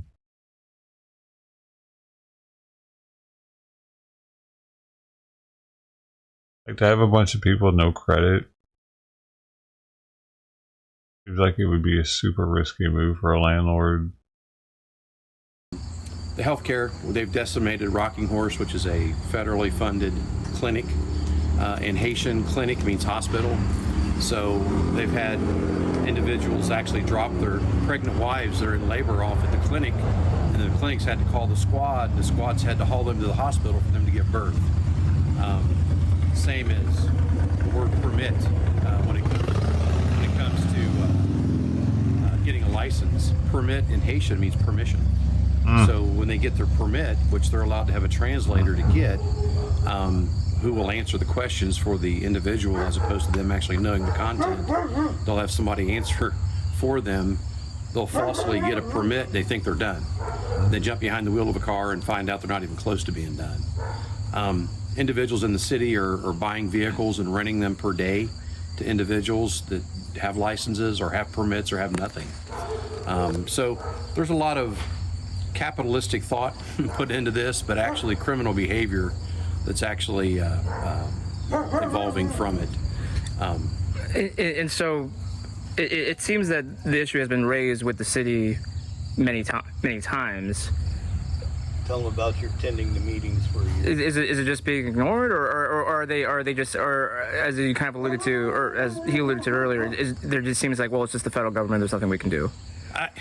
Again, I've tried to research both sides. I've tried to walk that fence to not lay blame where blame doesn't be deserved. I think, obviously the federal government kind of trumps state or local policy. Supremacy clause is there, and it's being utilized. They can't prevent them from coming into town. They can't prevent them from signing up for benefits if they're federally funded benefits. I think the city's doing a lot. I think they can do more. I think one of the best cases, I actually last night got into a discussion on Facebook with a Springfield City police officer who insisted he couldn't tow non-licensed driven cars. And, basically Tremont's doing it without any kind of blowback, legal blowback. German Township, which is the township that Tremont lies in, is doing it without any blowback. Springfield is not doing it because I think there's been a kind of a stand down order given by either the city manager or organizations within the city that want to make it more accommodating and more feeling good to come here. When in turn, what they do is they're complicit to these people driving and causing accidents, causing physical injury, financial injury, and other, property damage to people who may have just paid off their car and have liability. Somebody runs into them, they're not covered because the driver of the car that hit them doesn't have a license or insurance, and they're out. So there's a huge uproar for that. I know my mother-in-law's been hit. I've been hit twice in the back of my truck. It tore her car up. By Haitians. By Haitians. Basically, it destroyed their car, didn't hurt my bump. All it did was scratch my rust on my hitch. So it was their loss, more humorous than anything. But again, the police they're almost morally crushed because every day they show up to 5, 6, 7 of these accidents, and they see this. It's like the movie Groundhog Day. It's the same thing over and over. I got you, babe. And every day it's the same thing. I really think, and I got into a debate with the Springfield law director, and at the beginning of the debate, she said that it was against the law for them to tow vehicles. By the end of our debate, she acquiesced that basically it was officer discretion. Well, when you have discretion in something, it means you have a choice. If that choice is taken away and you mandate that every vehicle that basically is driven by an illegal, let me back up, every vehicle driven by somebody without a license is towed, you make it financially unfeasible, you make it very inconvenient, and you make that person think 2 or 3 more times about whether they want to do it again. And you start ticketing the people, allowing these people to drive their vehicles without a license, you hit them in the pocketbook and they'll stop doing the wrong thing. And with a lot of attention being focused on Springfield and the area, what's your response to people who say that all of this is just being overblown? It's because they're black. There's racism, xenophobia type thinking behind it. As someone who lives in the area and obviously has experience, what's your response to that? My response is, if you take and defend a culture or a people or a skin tone because of that skin tone, you're no less racist than if you are against that person for the same thing. So that's where the racism is drawn out. Defending somebody, irrespective of what they've done because of whether they're black or they're white, that's true racism in its truest form. Again, we're not against any people, we're against acts and actions, and then the repercussions of those actions. The people that are actually screaming the loudest are the ones that have impacted the least. They've never had a family member injured. They've never lost, had a financial loss. This district lost an 11-year-old boy the first day of school. And, I actually, because of that, now drive a school bus for the very district that young man lost, for this district. My daughter wasn't in the accident, but actually was in a bus that witnessed the accident. She sent me a text that morning, showed a school bus on its top, and the text said, "Dad, there's been a wreck. It's not us. I'm fine. Love you." And then she told her counselor later on, because she wanted to get back on a bus. She didn't want to ride a bus anymore. And one of the things her counselor was able to share with us is she said that if I drove a bus, it would make her feel better about getting back on a bus, even though I wouldn't be driving her bus, but she would know that there would be kids that would be protected. So now I drive a school bus for the district. So again, there are things that can be prevented. That guy should have not been in the country. He shouldn't have been driving. He was working for a company, local, that was actually supplied to them by a temp agency named First Diversity. And who brags about placing 20,000 Haitians in this area in temp jobs. And one of the things, as far as their contract being a temp, they can never be hired full-time by that company they're working for. So they're indentured servants. They actually owe their soul to the company store, which is that temp agency. So, you know, indentured servitude was something that was made illegal decades and decades and decades ago, and here it's back again. So the debate between Trump and Harris, it's tonight. What do you think that this issue is going to have an impact on the presidential election? Because it's obviously not just Springfield that's feeling the effects of it. You know, it started at the border. Right. They're all here now, and there seems to be a lot of problems, you know, that you've highlighted. What would you want? She stepped on the button. What would you want either Trump or Harris to know about this issue? Well, the biggest thing is the indiscretions and the absolute ignorant policies of the Biden administration has made every city in this nation a border town. I don't care whether you're in Nebraska, Florida, California, or in Maine, it's a border town. And everyone's been affected, you know, impacted. And I think that people need to look at two things. Number one is your neighborhood still safe? And number two, is your pocketbook still as heavy as it was, or is it much lighter? I think that first and foremost, the government's job is to protect our borders and protect its citizens. And they've done a very poor job. This administration has done a very poor job of that. And I think people need to look at that. Are they able to lay their head down at night, relatively comfortable that they can pay their bills this month, and relatively comfortable they can wake up tomorrow morning and their family be safe? Those two questions, ask those. If you can answer yes or no on either one of those, that should be your deciding factor on who you're voting for. And so I'm assuming you trust Trump on this issue more than Harris? Without a doubt, 100%. And that's a pretty common feeling in the area? Yes. I drive a school bus in this district, and I count on one hand how many Harris wall signs I've seen. It would take me a calculator and an abacus to count how many Trump signs I've seen.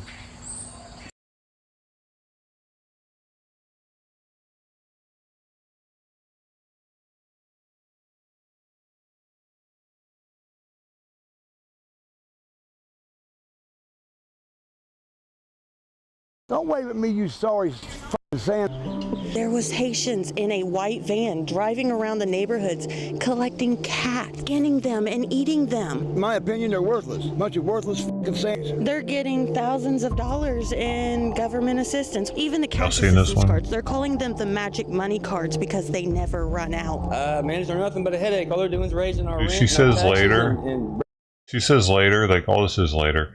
But that she worked as a cashier, and they would get like sometimes like $500 in groceries, and on the EBT card she's able to see how much they have left on their card, and they would have like $5,000 left on their EBT for food. Wrecking vehicles. Everybody wants to make this into a race issue. It's not a race issue. It's culture, it's accountability, and it's respect. Since June, they took me off of, I'm a vet. They took me off of the disability. You're a veteran and you're competing with some of the resources they're getting who just came in here? Yeah. I need some solutions. I'm losing my mind. This is Springfield, Ohio. What was once a small town in Ohio, home to roughly 60,000 working class Americans, until 20,000 plus Haitian immigrants flooded into town with rumors of them eating the neighbor's cats. Even after seeing this. What did you do? Why'd you kill the cat? Did you eat that cat? Did you eat it? No, why'd you kill it? They're eating the dogs, the people that came in. They're eating the cats. They're eating the pets. And causing car accidents left and right, and driving locals out of their homes by paying above market rental prices with welfare subsidized by the American taxpayer. Are these Haitians eating cats? How did they travel 2,000 plus miles from Haiti all the way to Ohio? And do the locals and their new Haitian neighbors get along? I pulled up to Springfield myself to see if this was real or overblown fake news. A lot of this is alleged because I truly don't know what's going on, and neither does Twitter. Twitter is relying off of a few images and a few Reddit threads, and there are rumors that Haitians are taking neighbors' cats and eating them. Are you from Haiti by chance? Yeah. Does everyone get along here in Springfield? Yes. Good? Good. Motherfuckers are worthless. Bunch of worthless sand. Yeah. When did the Haitian neighbors come and move here? I'm gonna say probably 5 months ago. Okay. I spoke to a few of them in French. They're everywhere. They're up there. Don't wave at me, you sorry sand. I tell them like it is. Man, I don't like them. I don't like them, and I want them to know I don't like them. Pack up and move back to Haitieville, wherever the you're from. Why did you come here to Springfield? Springfield pour me venir travailler, me chercher une vie meilleure. Moi c'est haïtien. Okay. Raison ça que je Springfield. Okay. Do you plan on living here for much longer? Yeah. Yeah. I heard there were rumors of Haitians eating the neighbor's cats and a Canadian goose. Is that true or completely false? Non, même pas. Je pas au courant de ça. Okay. See right there? I didn't say this phenomenon doesn't exist. Okay. But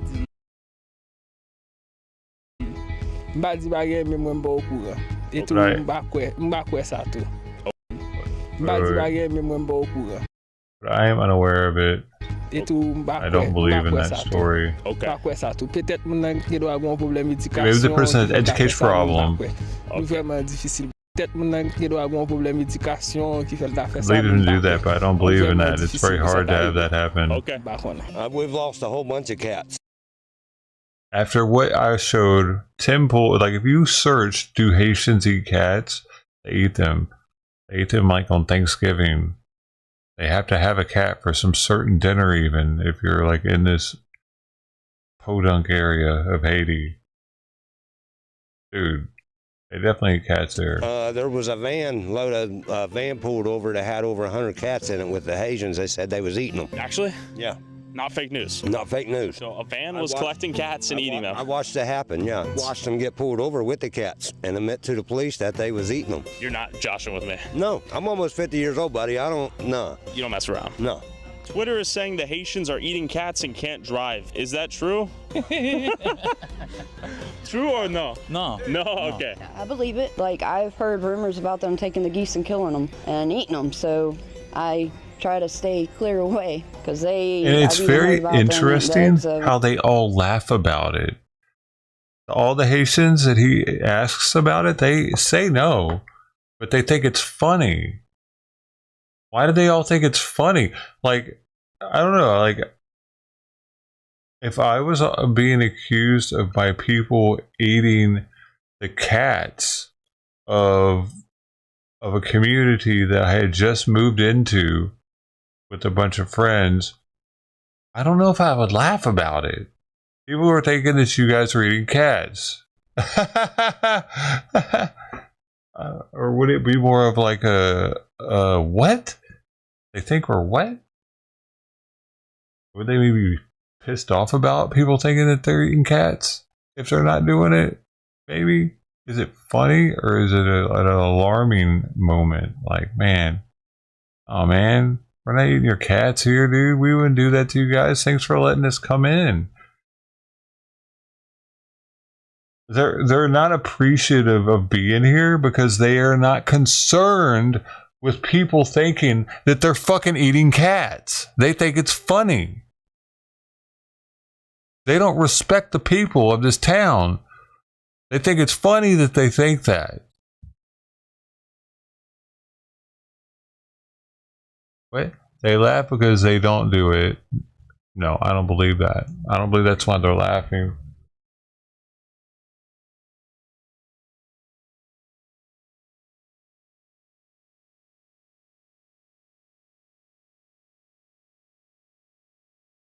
They laugh because they don't give a shit what we think about them.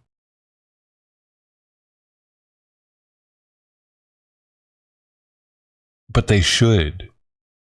Because they're in our fucking country.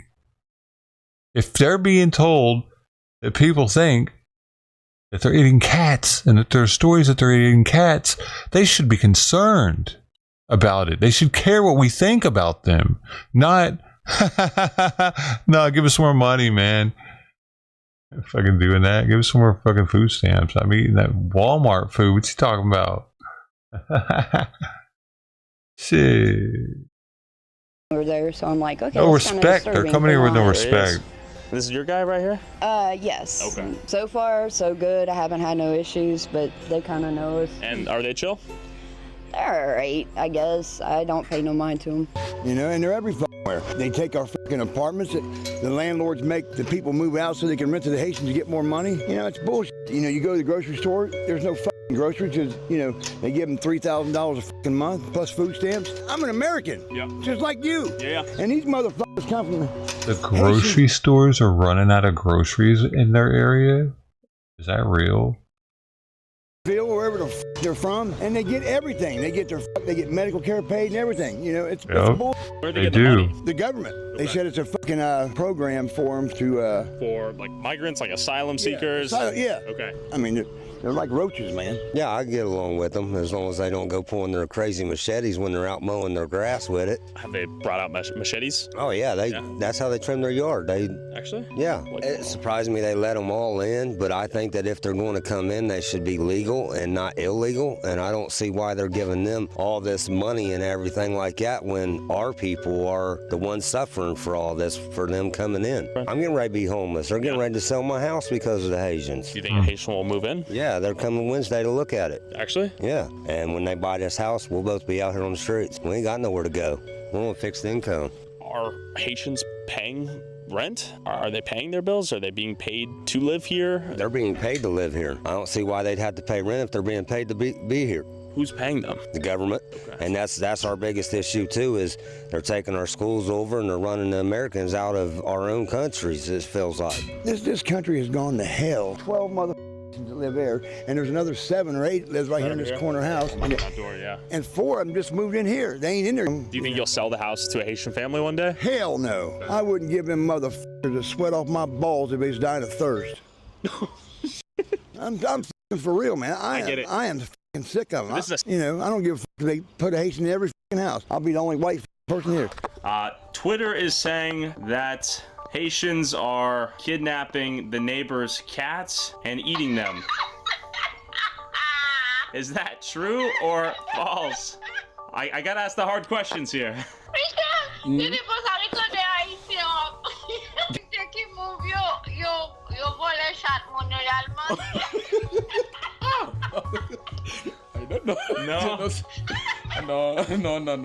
Why is everyone coming here? Haïtien vient ici pour travailler, mais manger chat, non. Parce que non, pas manger chat, non, chat, non. Si nous besoin de viande, manger viande, aller dans Walmart, non acheter, mais manger chat haïtien, pas manger chat. Okay. Why did you leave Haiti? Moi, j'ai quitté Haïti parce que dans mon pays, j'ai un petit genre gain. Just to fucking recap, if you type in "do Haitians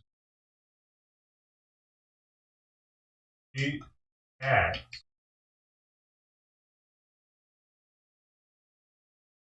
Haitian girl crashing at my house talked about eating cats. That was 2 years ago. I went to Haiti and was served stewed cat. That was 2012. Oh, here we go. Haitian food taboos. Is it in here too? Dogs will get passed as goat by unscrupulous Marchand. We eat cat, but it's slightly taboo. People actually raise them for food or catch them. We eat doves. Aside from cat, doves, and duck, I'm not aware of any non-farmyard animals we eat. Horse meat is a thing in the north. I imagine the odd donkey also ends up in the pot.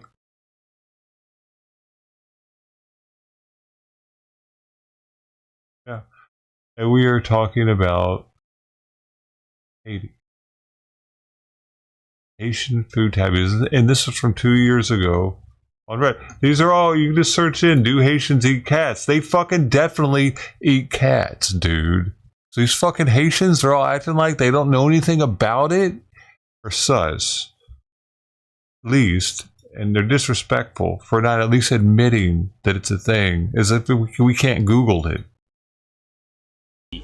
Moi, j'ai quitté Haïti parce que dans mon pays, j'ai un petit genre un problème politique, de gain des autres qui passé, j'ai juste essayé de quitter jusqu'à ce que ça arrangé pour me retourner dans le pays. Barbecue. Civil War? Wait. Did you hear what he just said? He wants to go back when things are better. I fixed to come back to my country. Civil War? Like, Moi pas connais rien de monde seulement juste un problème mais c'est déplacer même pas connais aucun nom de personne soit cap fait ça. okay. Okay, so just family and friends told him to come here to Springfield? Could you ask him that? Yeah, his friend. I see. Okay. Merci. Okay. Okay. Dude, that chair is filthy. Okay, she clarified I don't need cat. See how that trash can is right there? Right there, yep. Okay, every Haitian house you go around, it's honestly filled to the brim. There's trash that leaks out onto the corner, everywhere, but we're expected to live clean environment. Sure. And then on top of that, with the rise of immigrants and they get assisted living freely, it makes it harder for people like me or somebody else who doesn't get assisted living to find affordable housing. Are they driving the housing costs up around here? Yeah, Yeah. like nobody. Big time? Yeah, like. What are we talking? Okay. Honestly, in my opinion, it'll be a surprise if I don't get kicked out so they can boost up the rate on this place. They'll probably fix it. I see. Get it where it's looking better and boost the rate up on it. They pay $1,200 a month. How much money does the government give you per month? Pero el first time me doy como primera vez te pusieron como 500, segunda 300. Okay. ¿Cuántos Haitians vive aquí en las 2 años? No tengo un mensual, pero yo nuevo por ahí. Okay. ¿De dónde eres? En Haití. Haití? Sí. ¿Cuántos meses vive aquí? Tengo 2 meses. ¿Dos? Sí. Did anyone tell you to come here to Springfield, Ohio? Sí. Did a friend tell you to come move here for a job? How did you learn about Springfield? Yo tengo mi padres por ahí. Okay. How much is it to rent an apartment here in Springfield? How much do you pay for rent? Pero todavía yo no pagué, pero yo vivo con mi padre, mensual cada mes 700. Is anyone eating cats out here? No. Okay. Falso. Falso. Falso información. Okay. Do you know many other Haitians here? Yes. Yeah? Big community? Yes. Yes? Okay. And why are so many Haitians coming here to Springfield in particular? Apil haïtien vini sit lan, c'est parce que yo di sit lan gen job haïtien, depuis vini la ka travail, ça vient permettre que gen l'autre haïtien qui vini. C'est raison ça qui fait apil haïtien vini pour ici. Okay. Thank you. Also, if you want to support our boots on the ground, There's a lot of independent work journalism there that is for Haitians. I don't. What is their work? a month. How long have you lived here? 10 ans. How much money does the government give you per month? Non. Avant, oui, maintenant non. Non, avant, j'étais con bon pour le moment, non, ma travail. Ah, is it true that the Haitians are eating the neighbor's cats? Oh. No? Información falso? Ouais, on va connaître ça. Okay. I don't know anything about it. Why do they all act like they don't know that their people actually eat cats? Because best believe, if it was happening here at the rate that it's happened in the small ass country of Haiti, we would all know that it's happening, and we wouldn't be like, "Aha, no, what are you talking about, man? No, that doesn't happen." But it does happen. So why are they all acting like they're fucking retarded to it? Isn't that one of the reasons they might have left their country and make, "Oh man, are they doing that here? Fuck, they used to do that back at home." They're acting like they don't know anything about it. That's sus. Not collect the trash? To chaque lundi, il ramasse par terre. Okay. Why did you leave Haiti? Non, m'a cherché la vie, m'a pas venu ici direct, chercher la vie pour ça. Right, he asked him about the trash. Not collect the trash? To like why like look at the beer. Look at the beer. What is that? That's beer too, ain't it? Are they all alcoholics? Huh. Chaque lundi, il ramasse par terre. Okay. Why He's did got you a leave massive Haiti? belly. M'a cherché la vie, m'a pas venu ici direct, chercher la vie pour ça, m'a venu ici. Ah, okay. Merci beaucoup. All right, bye-bye. How did he get this fat and muscular in Haiti if his life was so bad there? Cat right there, unaffected. He's chilling, not eating. It's ridiculous. They can't even take care of the American citizens before they're bringing in waves and waves of immigrants. And then look at it. There's so many people, veterans, mostly white people that are homeless, living on the streets, has nothing to eat. But these people have brand new houses, brand new cars. I'm having a hell of a time finding a job because they want the Haitian. They're getting thousands of dollars in government assistance. I worked retail before I lost my job back in April. When I do transactions, I can see what comes across on certain cards. I'm not trying to be nosy. I don't want to know what you get. But when a Haitian comes through and spends $500 in food stamps and still has $5 grand on their food assistance card. $5 grand? $5 grand. Would you like to know what the Haitians are calling the food assistance cards? Tell me. Even the cash assistance cards. They're calling them the magic money cards because they never run out. I'm homeless. I'm jobless. I'm sleeping on friends' couches because I can't get government assistance because I come from the wrong country, apparently. You all get along out here or what? We don't socialize with them that much. I mean, they walk up and down the street, they do their little thing. That's it, you know. Mike, how long you lived out here in Springfield? Oh, I've lived in Springfield all my life. I'll be 60 in 2 weeks. When did all the Haitians come in? About 5 years ago, maybe. Okay. And when they packed, they hit this neighborhood hard. Why? Outrageous rent. They went through, they painted them, cleaned them up a little bit, and rent them to them, and they pay the rent. I heard on Twitter that cats are getting kidnapped. Is that true? Yes, my mom actually seen a post on Facebook. There was Haitians in a white van driving around the neighborhoods collecting cat. For what? Skinning them and eating them. Snyder Park, our actual park. If a Haitian is caught walking the grounds down there, they can get arrested because they're going down there and they're killing the Canadian geese so they can take them home and eat them. I wouldn't be surprised though, because we used to have a lot of cats around here, and especially down here at the end of the street, that lady had probably 50 of them. Now she's lucky to have 5. And the geese down at the park, they're declining, so I don't know if they're eating them too. I guess it's supposed to be their natural habitat or something or whatever. Yeah. Do you think this could come to another American town near you? This could come everywhere, man. Yeah. Is the future of America? I hate to say it, but probably so. The Mexicans take it up for the blacks, and the blacks taking it up for the Mexicans is odd. Interesting. My country's going down, and I can't wait till Trump gets back in there. 90% of the auto accidents are Haitian involved. Okay. And I've almost gotten hit by several of them walking because I walk a lot, and they're going the wrong way down one-way streets, and they think they own the streets. And when they got chased out, he hit the curb. When they got chased out, she heard one of them say it, and it was actually in English. Look at them, just blasted off. What the fuck? They've knocked down my grandmother's fence. Yeah. That brick wall back here, they've drove into it.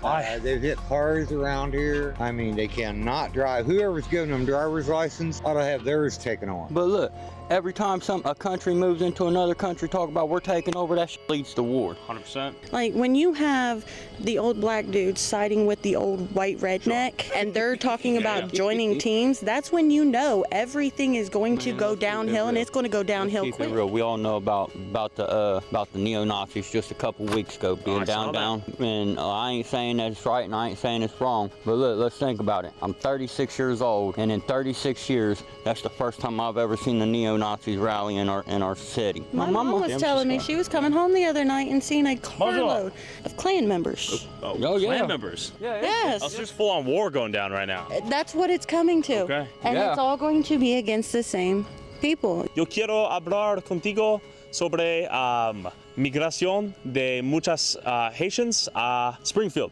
¿Sí posible? Sí. ¿De dónde eres? Haití.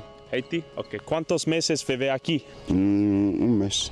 ¿Qué es la razón que vive aquí? No, yo no vivo para acá. Yo tengo sobrino que vive ahí. Lo voy a visitar. ¿Visitan? ¿Cuántos dólares tú recibes cada mes del gobierno? No, todavía, porque yo tengo el proceso, pero no me manda todavía. Estoy aquí. ¿Nada? Nada. ¿Cómo es posible que vive en las casas con nada de dinero? Aquí yo no sabe nada. Yo vengo a visitar a una persona. Yo no vivo para acá. Ok, ¿por qué tú manejas el coche con mucho rápido? No fui yo que estaba manejando. Mucho rápido en esas streets. No, estaba manejando mi primo. Ok. ¿Es cierto que personas comen los gatos o no? No sé. No, ok, lo siento. Gracias por tu tiempo. I'm trying to interview locals out here and hear their other thoughts about the Haitians that have moved in? Yeah, no, I don't know. I lived here for 24 years. Yeah. I lived in LA for 38 years. Got it. It is causing probably some problems. I personally noticed it because it took me months on end to find an apartment to live in. Sure. The available housing supply has gone down and the prices have gone up, or what?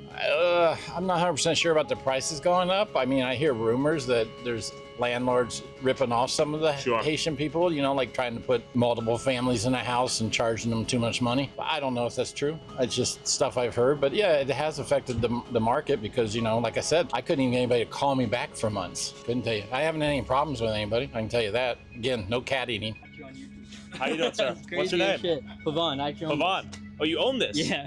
You'd be a great person to talk to, then. Yeah, for sure. We've heard a lot of the Haitians that have moved here recently come here often. Yeah. What's going on here in Springfield? There's just like an influx of the population in the Haitian community. I mean, they're protected status here, so they're just like, I mean, obviously I've filled up the town with it, and yeah, that's where we're at right now, pretty much. So you own this laundromat? Yeah, so my dad owns this laundromat. I own the sneaker store next to it, so I run both things right now, so yeah. Are your customers primarily Haitian? What's the split? Before, I would say the last like 2-3 years, I mean, primarily whoever was in town, but yeah, there's a huge influx in, yeah, the Haitian community. That's like primarily our like customers like nowadays. So yeah, I will say there's 100% a divide in our town. Thing is, like, I just hope that whatever you guys do cover, something good comes out of it, right? Like in the next 5 to 6 years, hopefully there's some sort of unity between everybody. Hopefully there's some sort of change. That's the biggest thing, like, I feel like you guys should cover. Just some sort of like way to bring people together. This is the guy you want to talk to. How you doing, man? We're filming a YouTube video. We're trying to see what's going on here. This is a guy. Oh, wait, you running for mayor? Oh yeah, I tried to find you. I know who you are. So out of pure luck, I met up with Anthony Harris, the guy who went viral for giving this speech at Springfield's town hall. These Haitians are running into trash cans. They're running into buildings. They flipping cars in the middle of the street. They're in the park grabbing up ducks by their neck and cutting their head off and walking off with them and eating them like.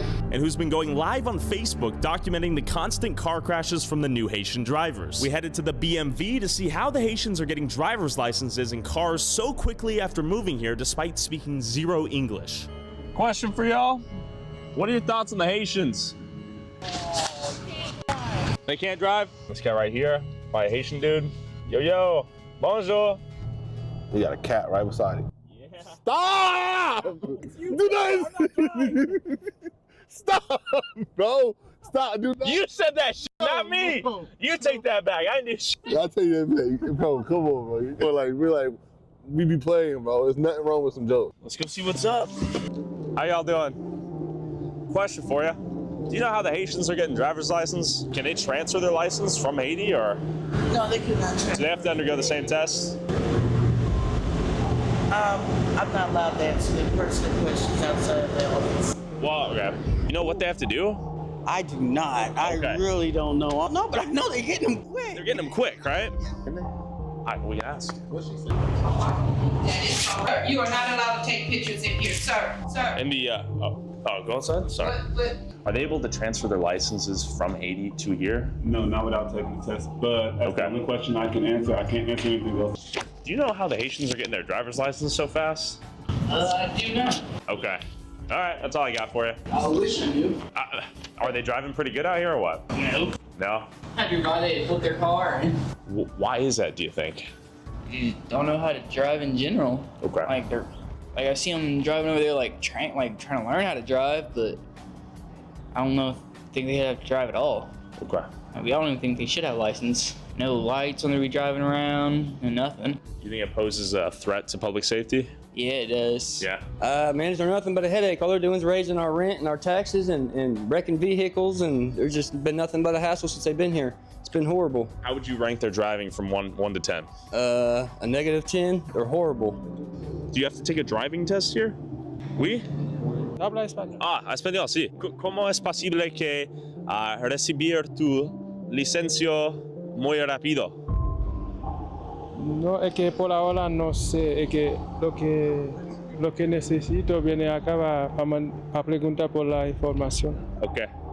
Okay, all right, gracias. So, with more confusion gained than answers explaining how these Haitians are passing their driver's tests, I headed down to the Springfield Welfare Center where Haitians are apparently clogging the lines for locals, exhausting the town's resources, and overwhelming the employees. Question, where are you guys from?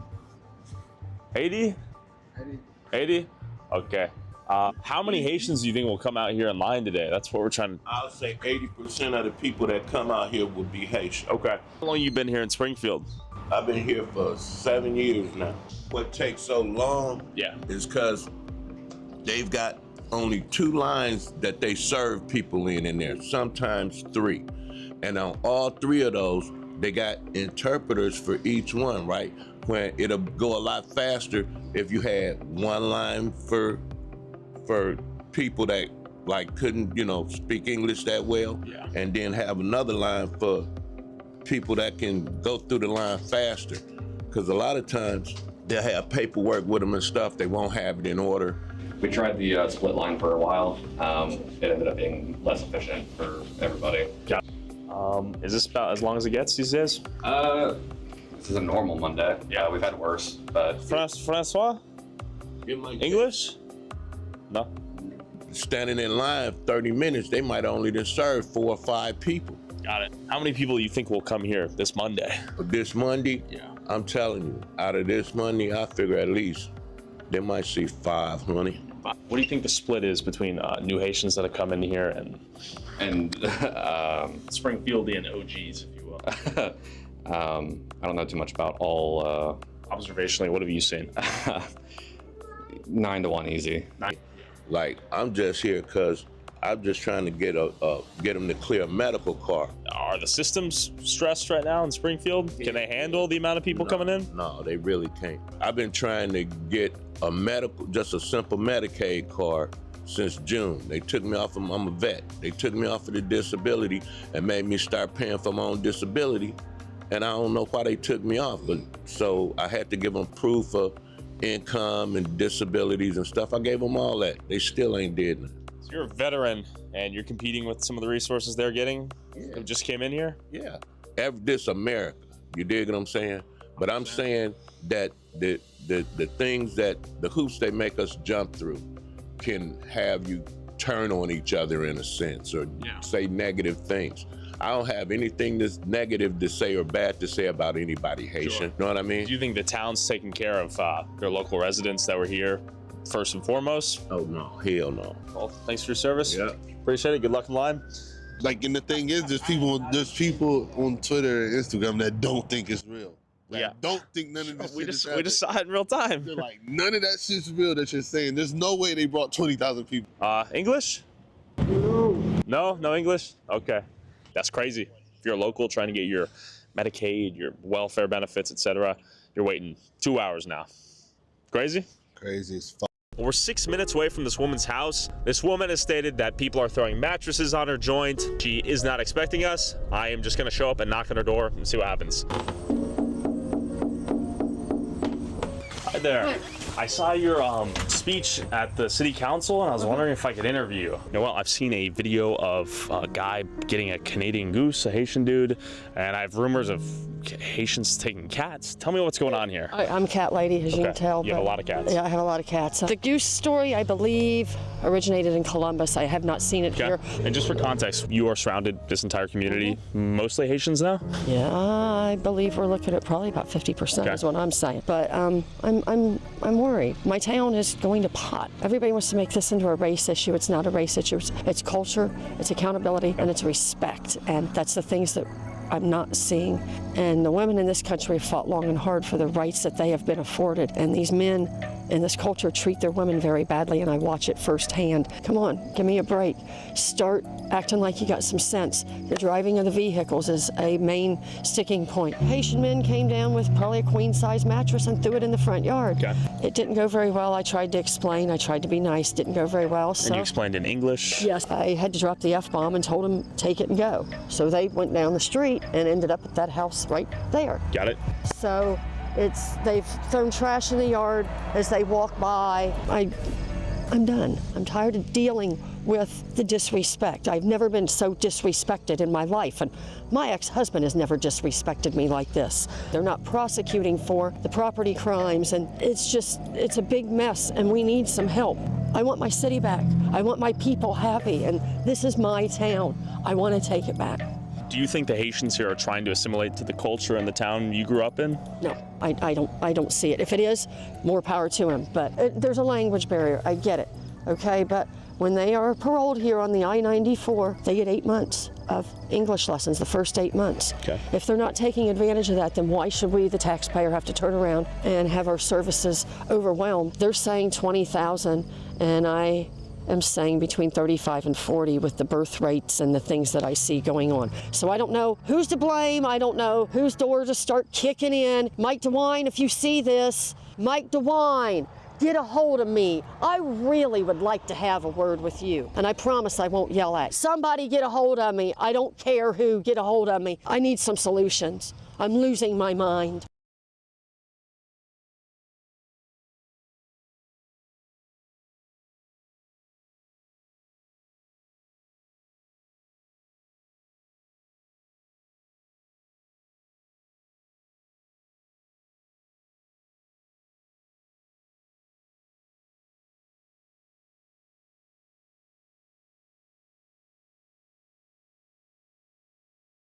She sees when I have something in my hand, and she tries to rush the gate on. Oh. Simon's being a good boy, though. Yeah, the store owner doesn't give a shit because his business is up like crazy for his laundromat. You notice, of course, dude, the business is booming for that laundromat right now. And he's probably selling sneakers too, because, you know what I mean? You know who buys sneakers more than anybody? Black dudes. Facts. They're all about their sneakers, man. It don't matter what country they're in. Especially if they come here, though, then they gotta be like the black dudes here, which they're all sneakerheads. Well, a lot of them. They're like the original sneakerheads. So that dude was like, "Yeah, can't we all just be friends? Can't we all just get along, man? I'm making a lot of money out here now, y'all. Y'all like these people. Come on, they're all right. They're giving me all the government money." It's just noodles and vegetables with some cheese. I really make anything.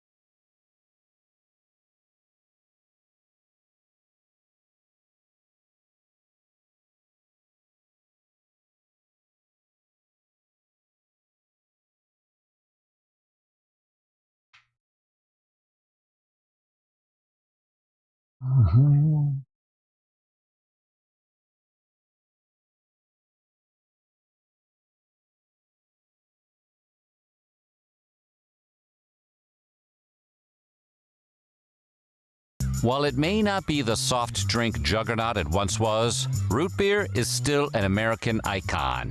And there's no root beer more iconic than Barq's. For over 130 years, it's sunk its teeth deep in the industry and has refused to let go. But even the strongest hold can't last forever. And as the decades wear on, this old dog is turning out to be more bark than bite. Today, we're pulling the tab on what happened to Barq's Bite. But before we get started, be sure to subscribe to the Weird History Food channel and let us know in the comments below what bubbly beverage history you'd like to wet your whistle with next. Okay, time for the longest game of root beer tapper in history. Though Barq's is over 130 years old, root beer is even older than that. The history of root beer dates back, at least, to the 1700s. European colonists observed that the indigenous people of North America were making tea from sassafras root and a combination of herbs. The tea served a medicinal purpose, apparently curing everything from stomach flus to blood impurity. Europeans began to copy and morph this native... I just want to say something about that. Like, we used to look at food like you are what you eat, and we would eat foods that were medicinal. A lot of foods that are in our diet today are because they were once sought after for their medicinal purpose. And now we eat just a bunch of processed shit. Like, what happened, man? Like, people used to know, like, the benefits of sassafras. Like they didn't just drink root beer because it had sugar in it.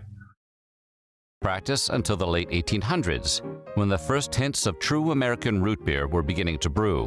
But if you went to a bar for this so-called beer, you'd be leaving empty-handed. Since it was billed as a cure-all, not unlike its indigenous predecessor, the original root beer was only sold in pharmacies. And it wasn't a drink, but rather a syrupy concoction, just like all the worst medicines like from Dr. your Pepper childhood. was too, wasn't Why it? weren't any of them root beer flavored?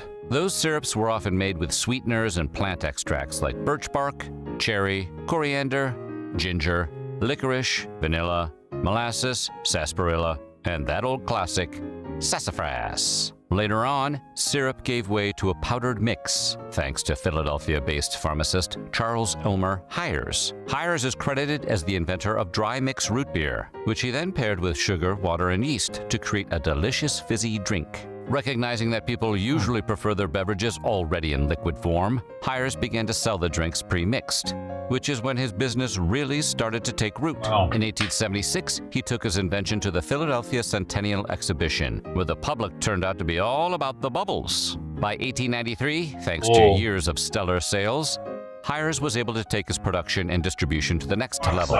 He and his family became the first people to put root beer in a bottle, which changed the tide of the burgeoning soft drink craze forever. Suddenly, Hires wasn't the only root beer baron around. Not long after bottling his creation, a man in Mississippi was mixing up something big in a tub in his backyard. That fucking Simon, god damn it! I just lost my concentration. In 1993, thanks to years of stellar sales, Hires was able to take his production and distribution to the next level.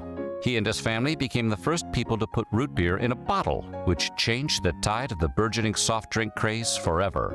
Suddenly, Hires wasn't the only root beer baron around. Not long after bottling his creation, a man in Mississippi was mixing up something big in a tub in his backyard. Colored pool room.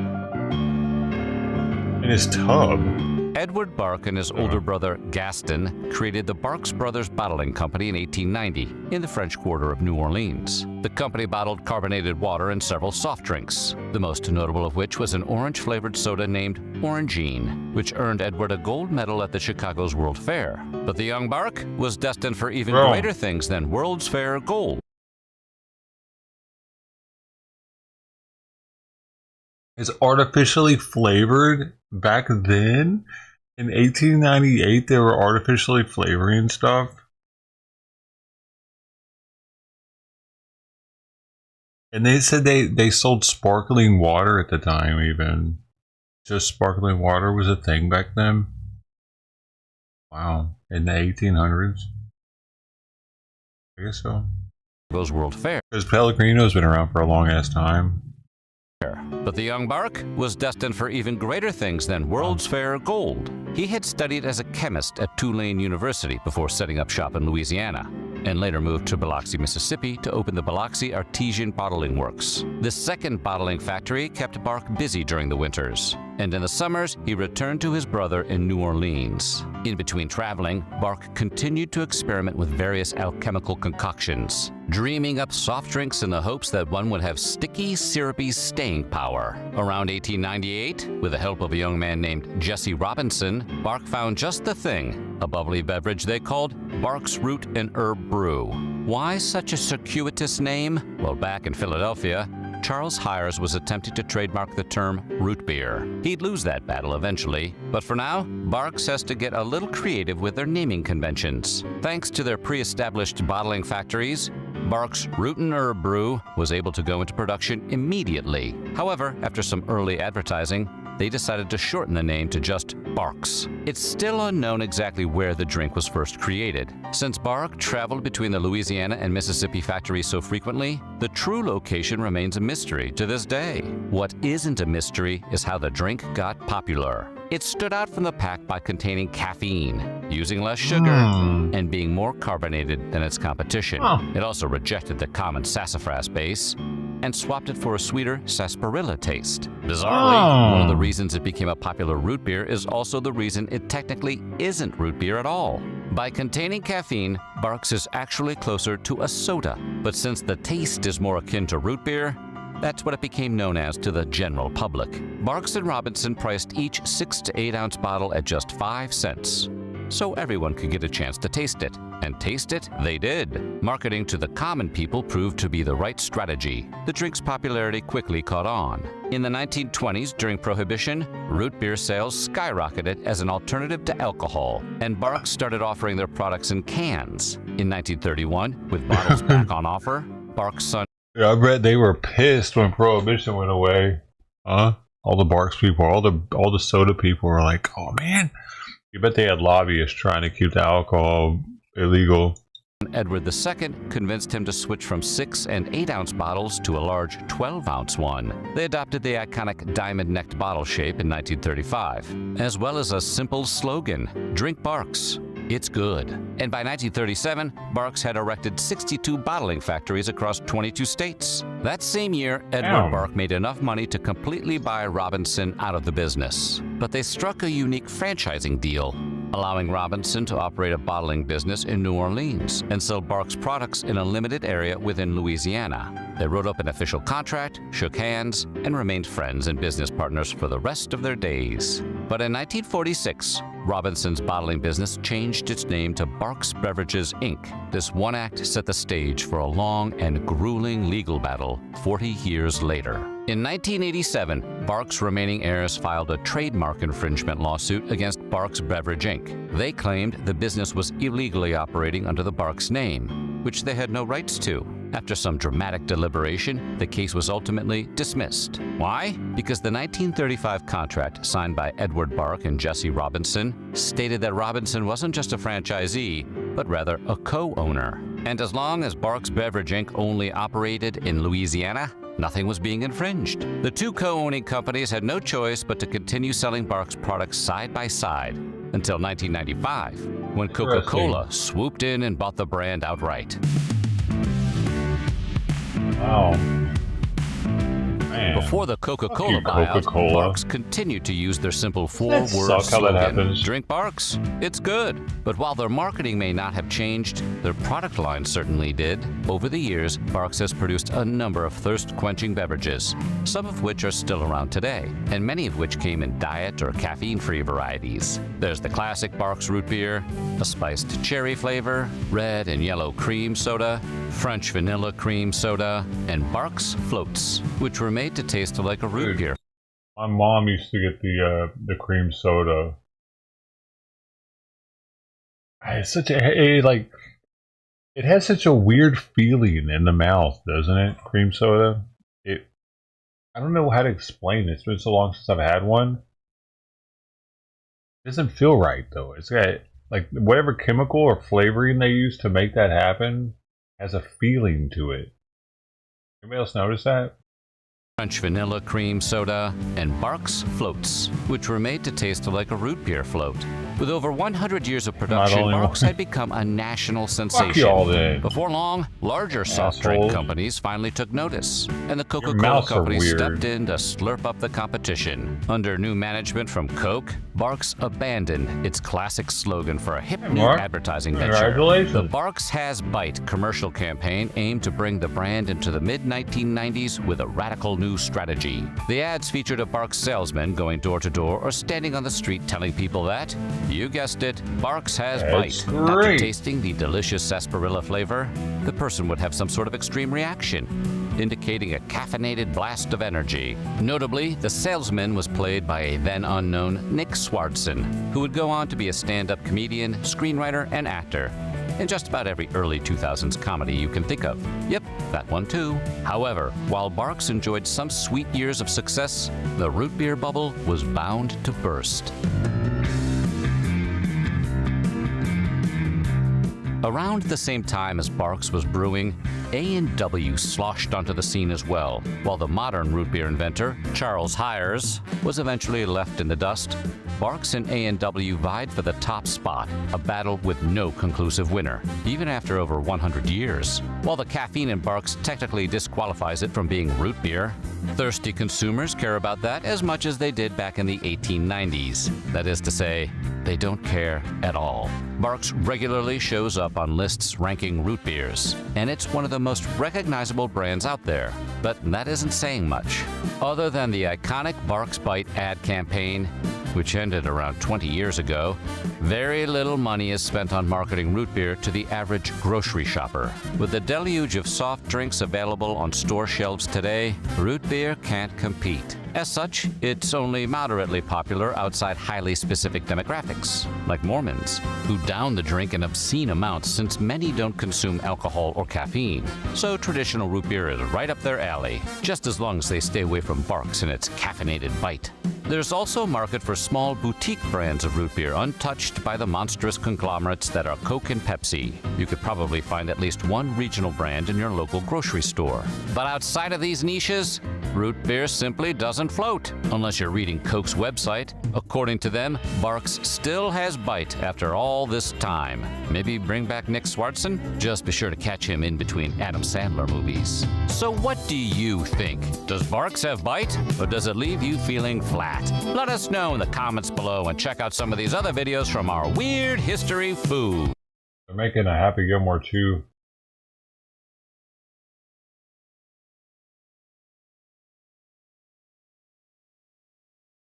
How do you know they're idiots?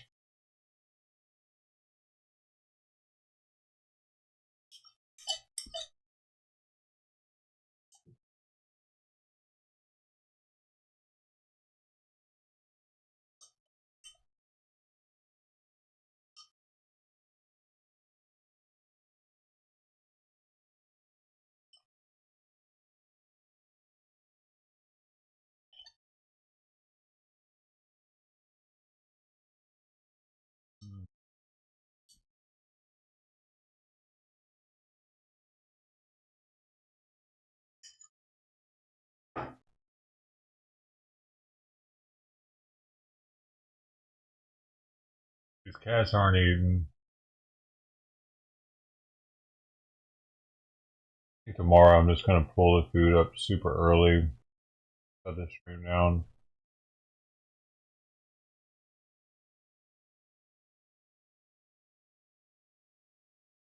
Weird, man.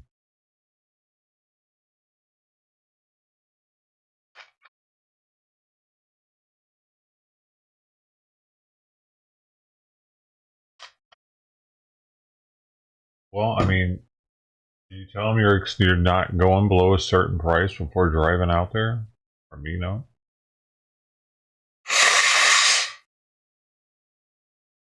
So don't waste my time if you're going to try to get it for less.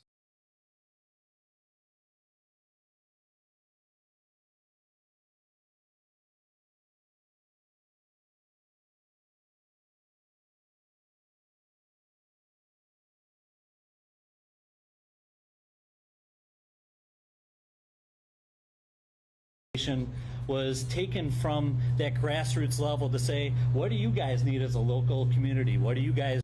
So please, we're going to hands back. With that being said,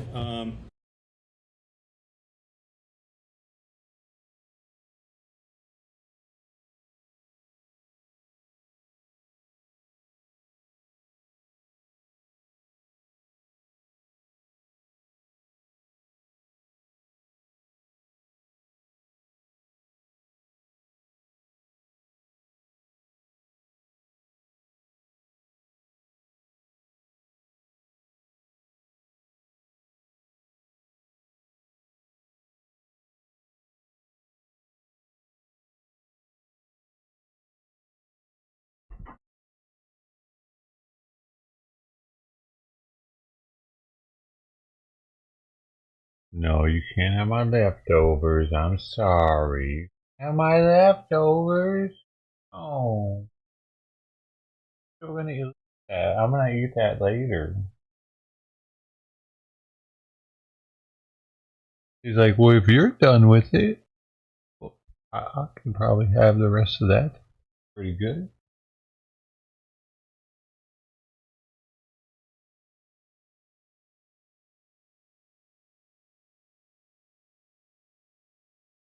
No.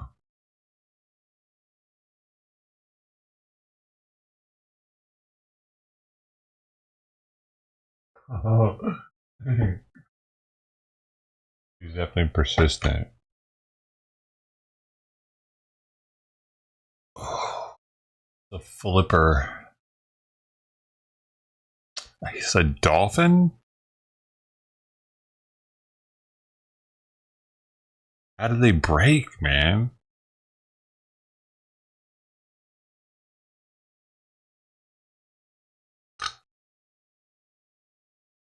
You gotta be old to even understand what the fuck that even meant, don't you?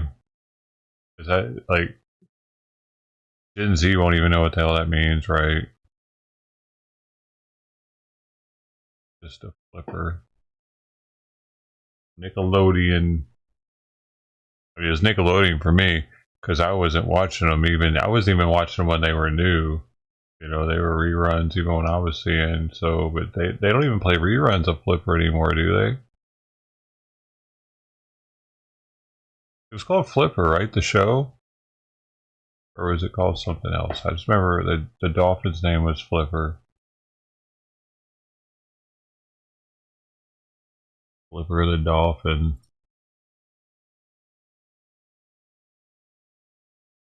Flipper. Yeah, it was called Flipper. 1964 TV series. Until 1967. They used to always play on Nickelodeon in the 80s.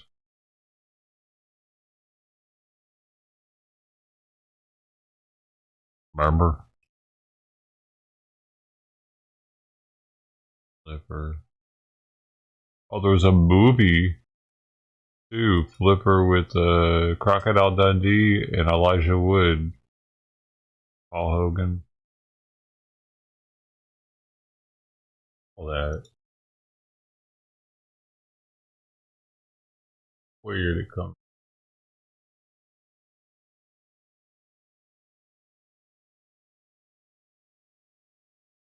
2004. Being on TV before.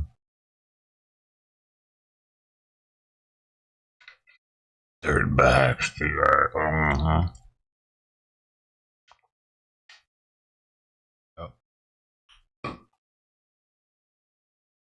Yeah, I don't like selling shit anymore. It's just not the same. Something like it used to be different selling stuff before eBay. Where eBay really popped off. And Craigslist.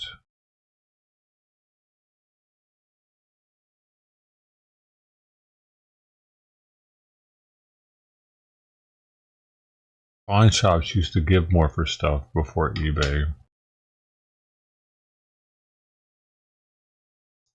Thrift stores used to charge less for stuff before eBay.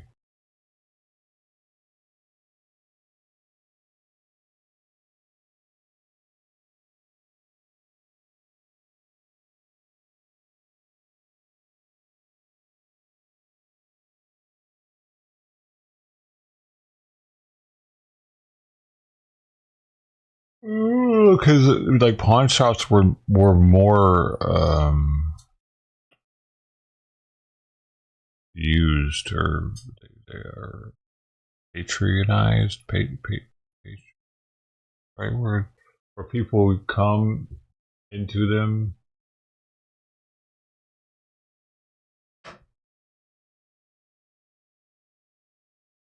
Like, sure, there was the classified section of the newspaper you could look at, but there was that or pawn shops, and that was the only way you were able to get something that wasn't new. Maybe Auto Trader or car. Auto Trader catalog that you could pick up at the part store.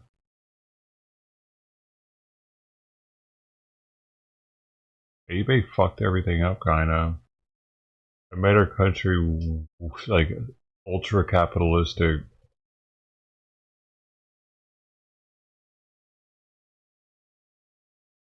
Ultra competitive, and the capitalism got ultra competitive and competitive when it comes to selling used items because of eBay and Craigslist.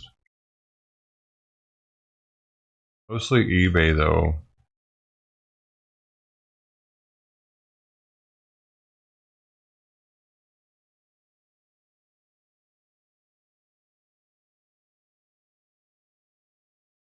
made the profit margin way lower on things.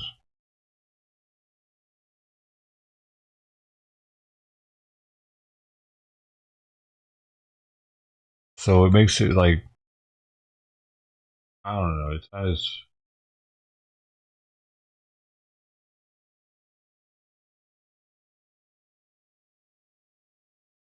beneficial to sell used items as it used to. It's like you don't get as much out of it as we used to,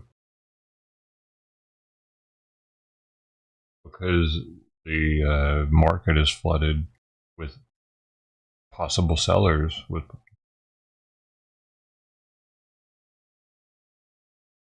because that the sellers have to drop the prices to try to be the one that's the one bought.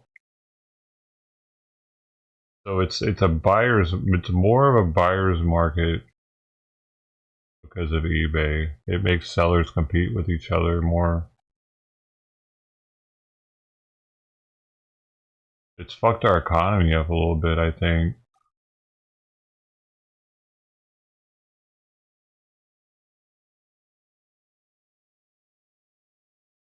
Got too many choices, dude.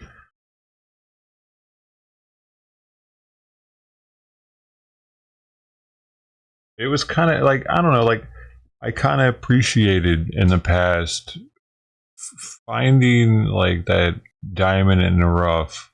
You really had to put in some work, man. Like my first car was immaculate for how old it was. An old couple owned it. But to find something like that, it wasn't just, I don't know, it wasn't just sitting at home on the computer filing through stuff. Like you had to actually go page by page, like, guys are, oh look, there's one here. So you'd highlight it and shit and hope that it was still, you had to actually call the person. You had to actually talk to somebody. We had a connection with somebody's voice. We had to go over to their house and shake their hand, kick the tires, look at them. Like there wasn't like you could just window shop to the extent that we're able to do nowadays with multiple high definition pictures. Like to really see a car back then, you had to go look at it. You couldn't see shit really from the auto trader. It was a dot matrix printer or something. You know, it wasn't really putting out some high quality photos of anything. Black and white for the most part, from what I remember, except for one section I think that was like might maybe be in color. Maybe it was a classic car section or something. I can't remember now what exactly was in color. Yeah, we can check Carfax now. You can really do a lot of stuff to try to get the price down in a car to really like screw with a seller.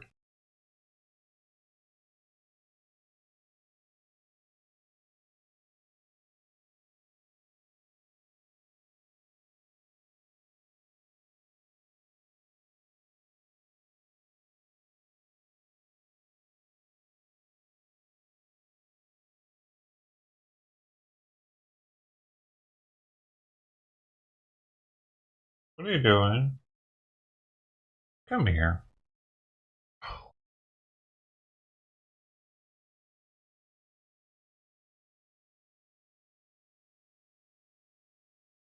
Yeah, exactly, Mark.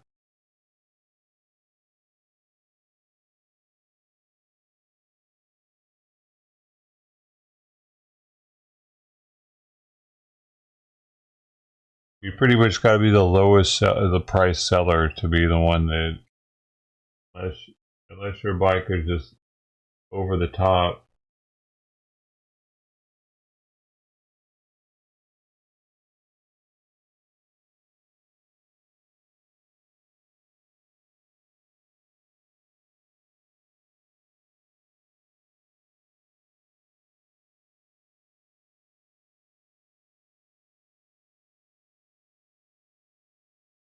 Oh yeah, the movies.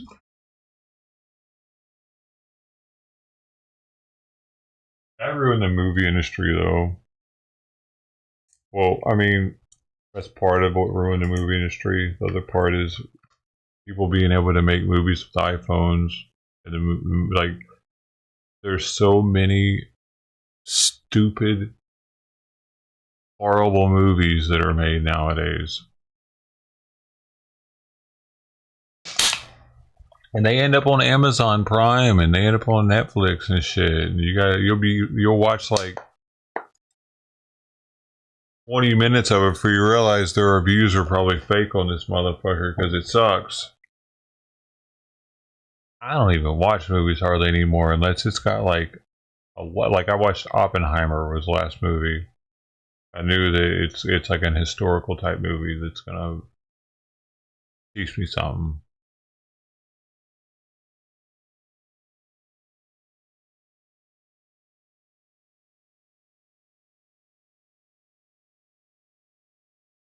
I don't know who any new actors are. None. None of their names.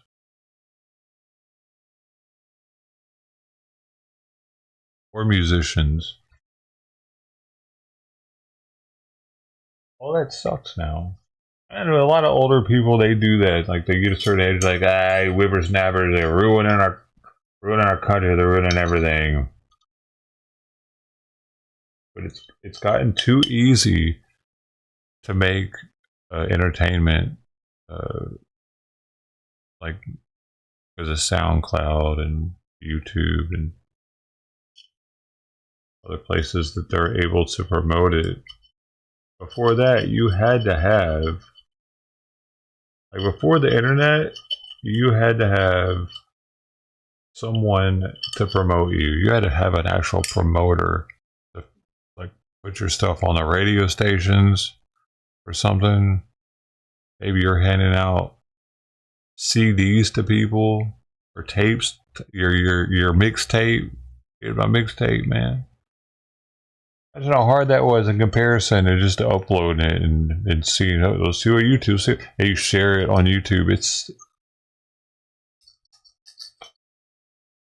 They made it so that it's so easy that extremely untalented people are flooding the market with shit.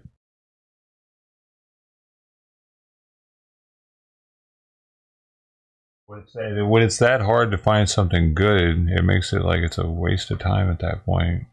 Like, what am I even doing? I'll just listen to what I know. Fuck trying to find something new.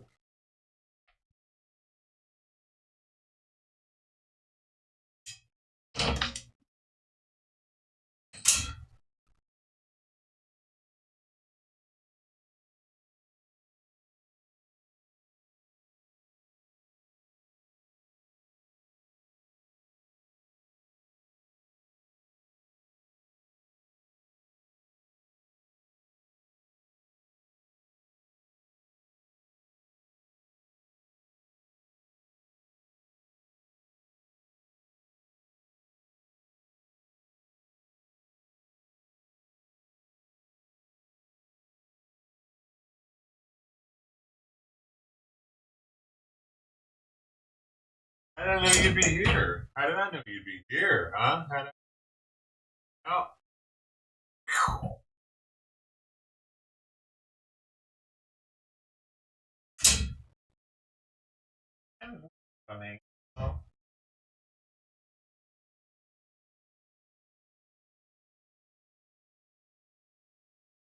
Wow, were y'all able to see that? I don't know if you were able to see that, but that jumped you. Amazing.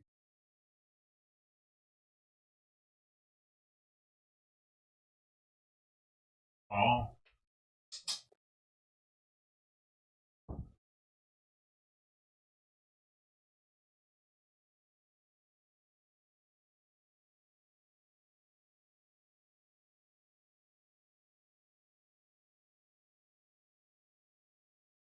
Found this culture, they ruined it. Which culture? What are you talking about? Give an example.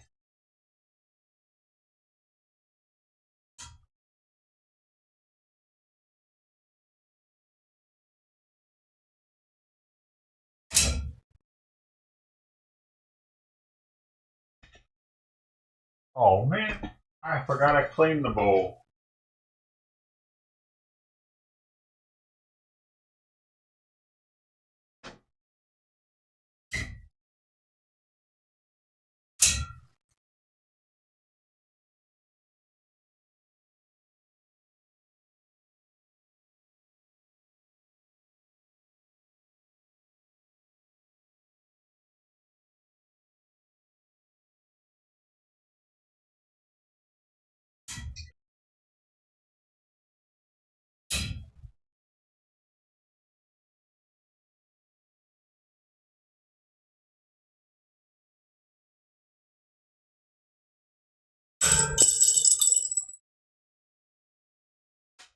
Fuck.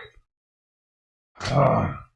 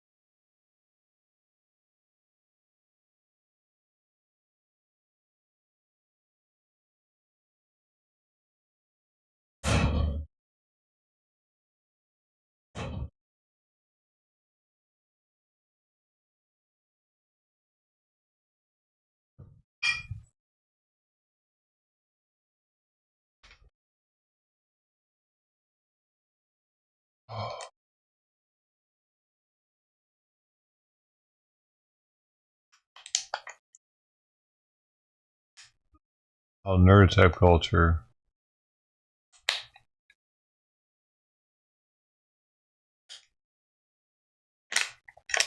Yeah. Well, my collection blows. Yeah.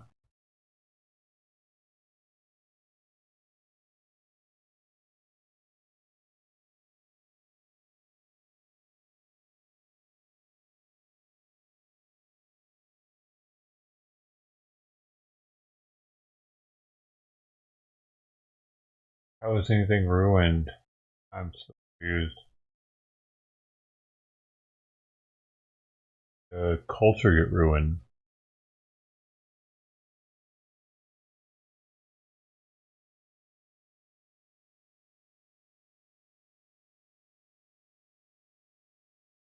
Hard copy me.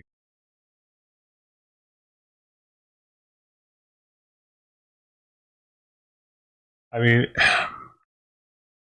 yeah, I mean, it is the best way to have it because then, if anything happens, like if there were a time where you can no longer afford that streaming service, you still have movies, music.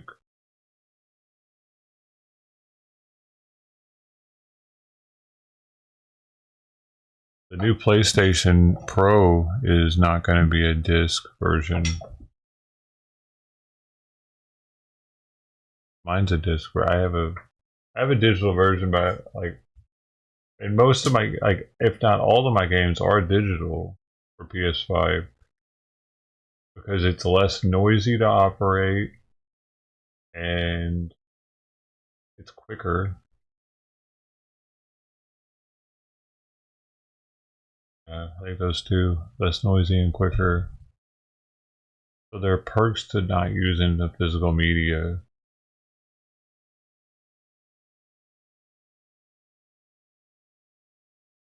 Right, less electricity use.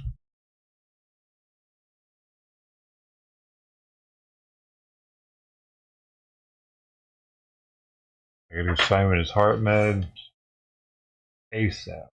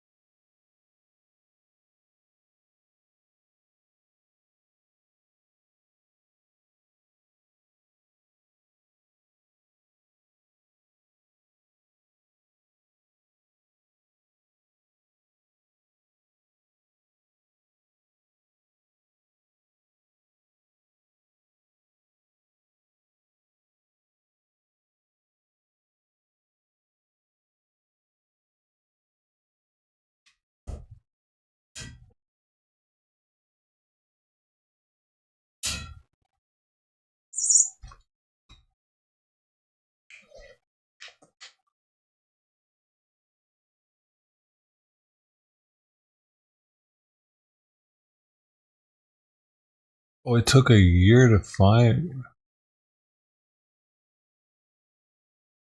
Oh, I see. It's not the same because you can just get them. It's not. Yeah, like you had to. Like everything is accessible from eBay, pretty much.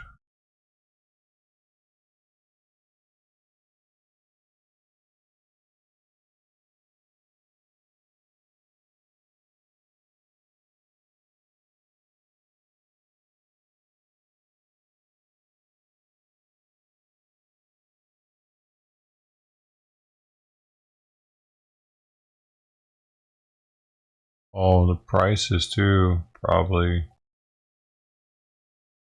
The prices are up or down on DVDs.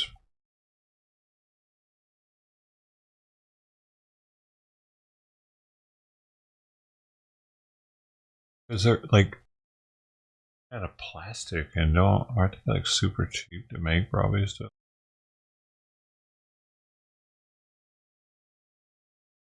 There's probably an abundance of plastic in the world now because the lack of DVD and CD use.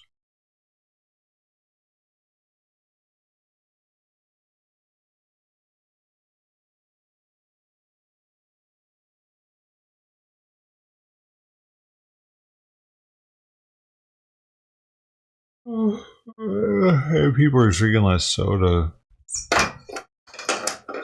but more bottled water. Okay, that doesn't need to be anywhere near there.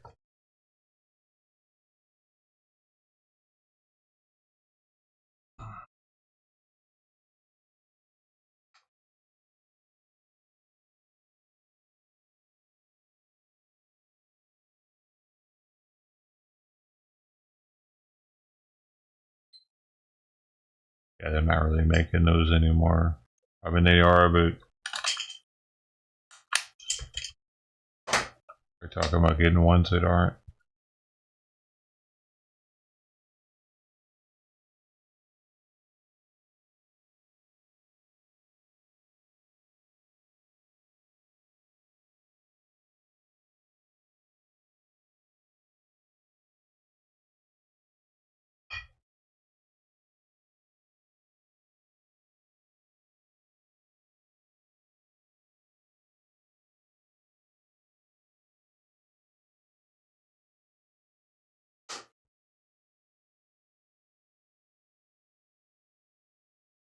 Gotta go try to get the camera back on.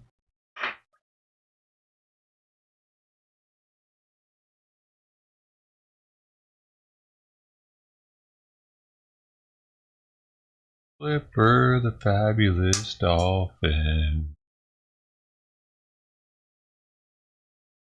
Ah, aliens liked my song.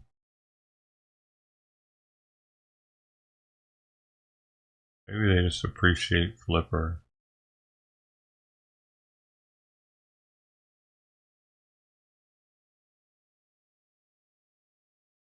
You mentioned Flipper. Turn the camera back on. They worship Flipper on that planet. Oh, yeah, Flipper. Flipper the supreme god.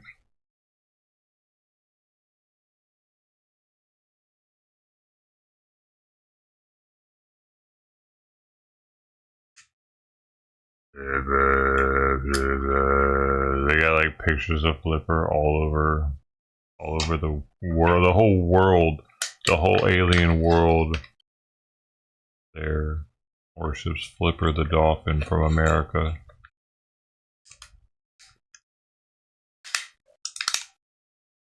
Y'all might be onto something here.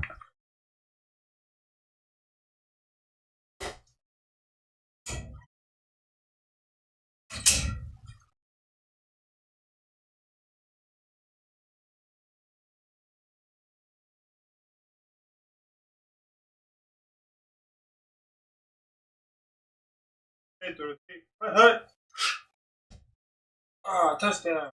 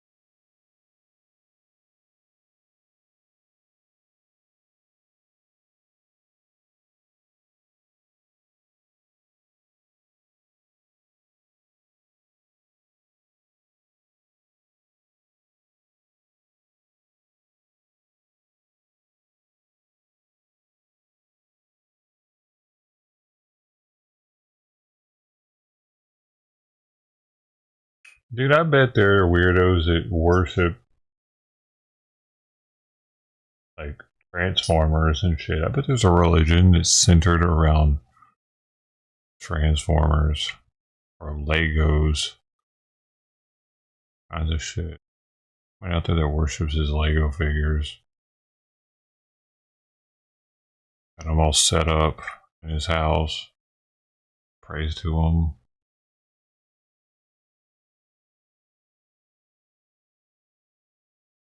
Ask them for forgiveness. Please forgive me, Lego Master. Like his childhood G.I. Joe collection. There are so many of us here, just in America. I'm just talking about America. But if you expand it to the entire world, oh, the chances of there not being somebody that worships their Legos, like literally, are zero at that point. There's somebody out.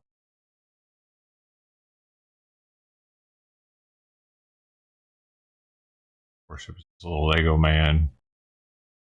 He had a sign when he was a kid, and he always carries it with him. He puts it. He actually sews his coin pocket differently, so that the little Lego man's able to see when he sits in it. He's got a little. He always fixes that. He has the pockets right here, and he fixes that so that he can sit there and watch everything when he walks around. He sees everything.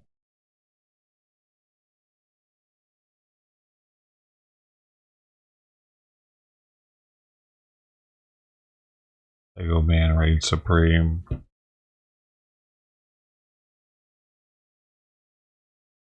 What if there is a god Lego man?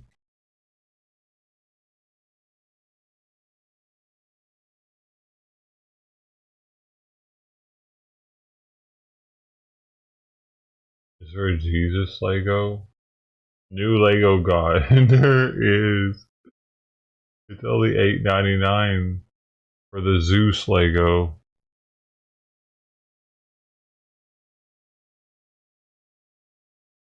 Oh, then we got Bible Jesus Lego.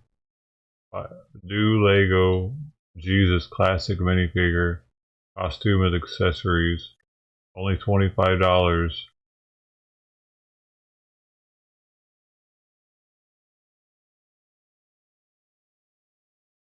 Taking Legos? Oh, dude, they're big money, man. Legos are huge. That's a real Lego Jesus, dude. It comes with the chalice. This. Wait.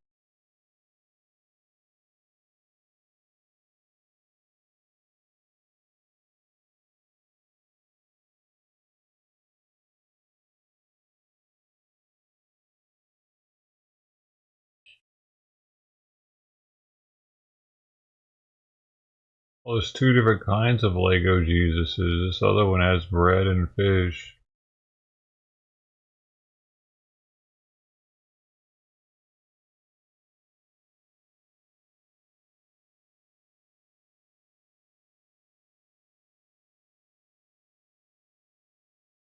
I'm going to start saying that instead of baby Jesus. Please forgive me, Lego Jesus.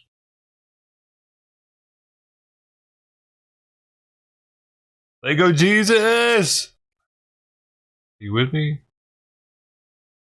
I should get one and have him set up right here. Lego Jesus, what should I do?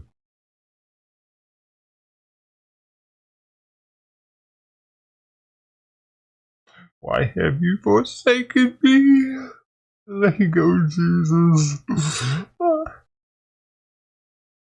When I got you on eBay, I was thinking you were going to be like this. There.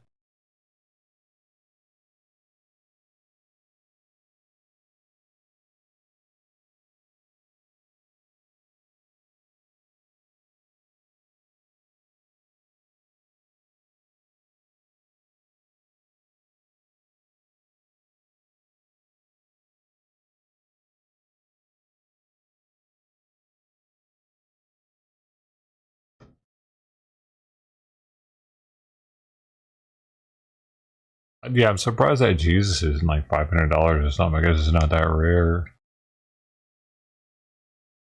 You got to get a misprint for them to be worth a lot, apparently.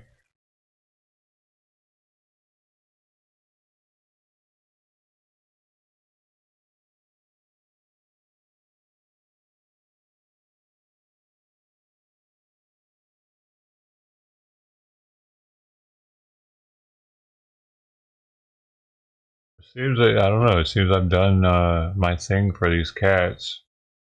They're not really too interested in the food I have for them now. Now that I've gotten them all better. They didn't even finish 2 cans.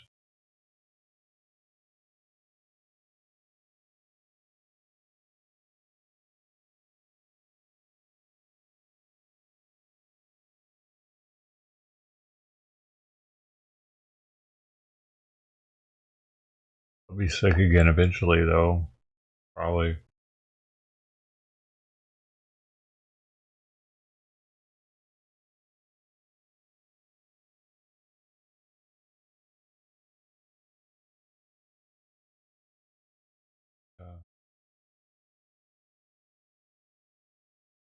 Yeah, they're able to get more nutrition because the parasites aren't taking all of it. Maybe they're less anxious because the fleas are gone. Also.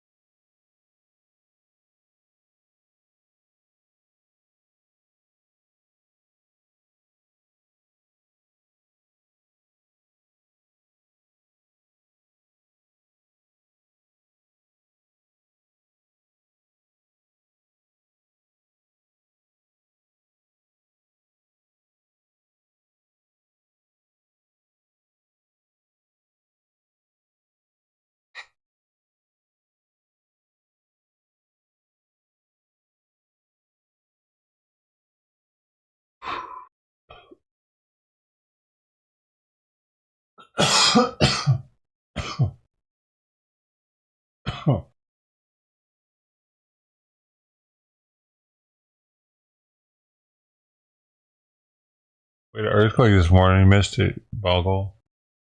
Missed it. You missed it, Mark. It was like after the stream started. I'm gonna look back on it and see how apparent it is.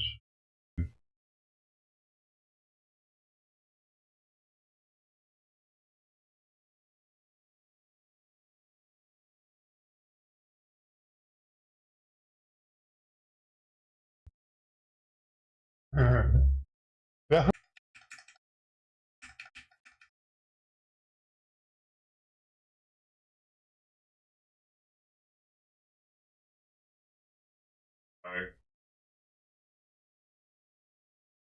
Dude, that's got an alert. Tell me there's an earthquake. Be alert. Aftershocks are common. Estimated magnitude 5.0 earthquake. 39. Whoa! Holy shit. You can't really see it though. Did the cat feel it before I did? Let me see. Whoa! Estimated magnitude 5.0 earthquake. 39. Whoa! She did. Holy she shit. Looked up before I did. 39. Whoa! Estimated magnitude 5.0 earthquake.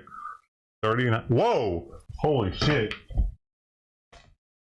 Where's Simon at? 39. Whoa! Right there. Holy shit. Magnitude 5.0 aftershocks are common. Estimated magnitude 5.0 earthquake. 39. Whoa! Holy shit. Simon sensed something too, because he looks outside. Look. Estimated he's looking out right now. 5.0 earthquake. 39. Whoa! Right. Hey, when he looked forward right there is when it first started shaking. 39. Boom. Whoa! See? Holy shit. He looked magnitude 5.0 forward earthquake. right when Sweet Pea 39. looked Whoa! out. Estimated magnitude 5.0 earthquake. 39. Whoa! Estimated magnitude 5.0 earthquake.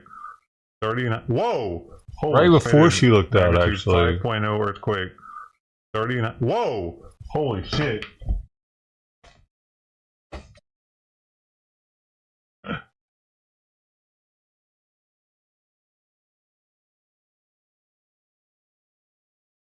It didn't really shake much, though. You can't tell the microphone's shaking.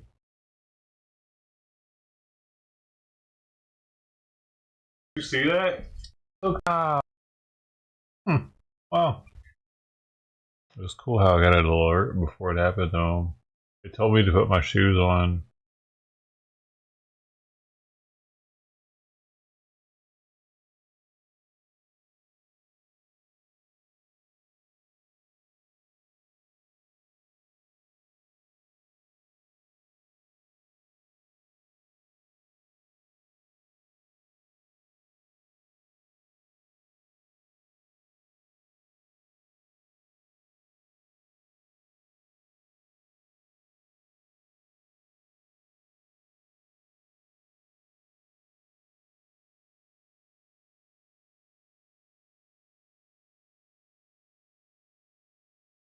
Harris campaign in Charlotte's happening.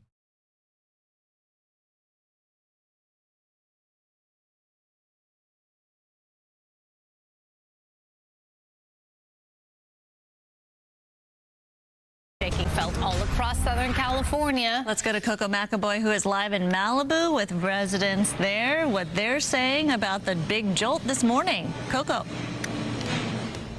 Good morning. We're at Scott's Malibu Market, which is within a busy plaza in Malibu. And we've had the chance to speak with a lot of community members who felt the 4.7 magnitude earthquake this morning. A lot of them saying this was the biggest earthquake they've ever felt in their lives so far. We do want to start by showing you some video from Thousand Oaks. This is from a viewer, Karina Salazar. She sent us this video. As you can see, she woke up screaming. Take a listen.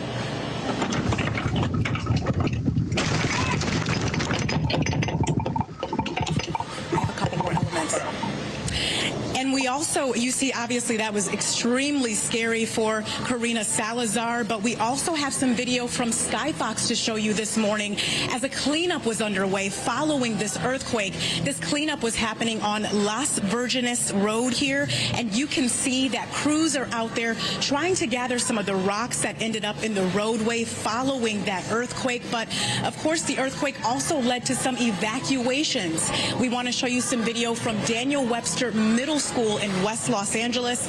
I've said quake, so felt it. Resident and barked and just ran to me, and we got on the ground and we just hugged each other, and then it passed. But I've been in LA for 25 years, and I think that was the biggest shake that I've ever experienced.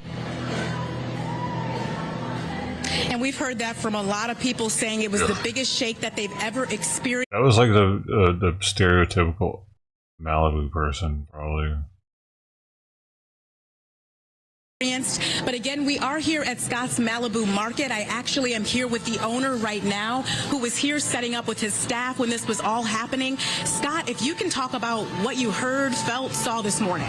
Yeah, we were just getting set up this morning, and we were like a half hour from opening. We opened at 8 a.m. and all of a sudden this violent rattle just came upon us, and we were kind of holding on for dear life for about 10 seconds there, and we heard some rattling in our showcases, and our products were moving on the shelves, but it subsided, and we just checked on each other. Big to me here. Continue to proceed and get open at 8.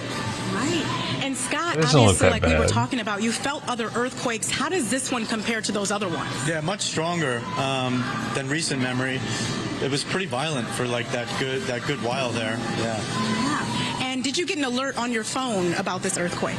Yes, we were notified, which is something that I haven't seen in previous earthquakes. Ever. But yeah, to see that was, That was a cool. Mm-hmm. little shocking too. Thank That was you so neat, much, Scott. We're dude. glad Oh, you and your staff are okay. Dude, I wanted to know Scott's Malibu Market just long opened before the recently here in earthquake he got Malibu about notified, 2.5 though. weeks ago, Damn but it, they she should have are asked very busy that. as well. And Dumb like I said, we were You dumb speaking with a fucking couple of people who say they felt the equity earthquake shit. this morning, that She's it an felt like equity a hire, violent dude. jolt, like Scott was just telling us. So obviously right now we have not heard any reports of injuries Was it or a lot of seconds or was damage, it and while that it was is the good happening? news here I wanted this to morning. know. I'll send it back to you. Yep, absolutely good Because news. I knew and like that's the 5 best seconds way to before we describe felt it, but was it violent jolt, right? after he felt it or before? Coco, thanks so much. That was all I wanted to know, actually. That would have been the best news story of the morning if she would have let me know that.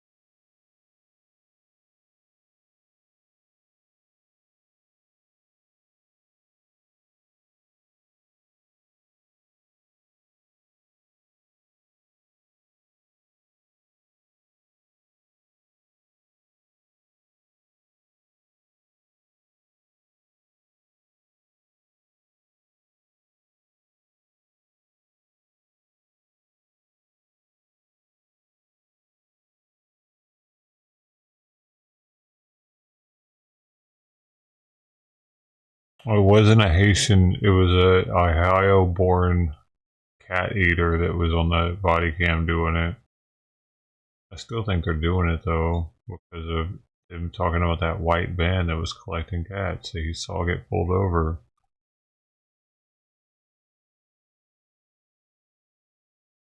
Huh? What about that?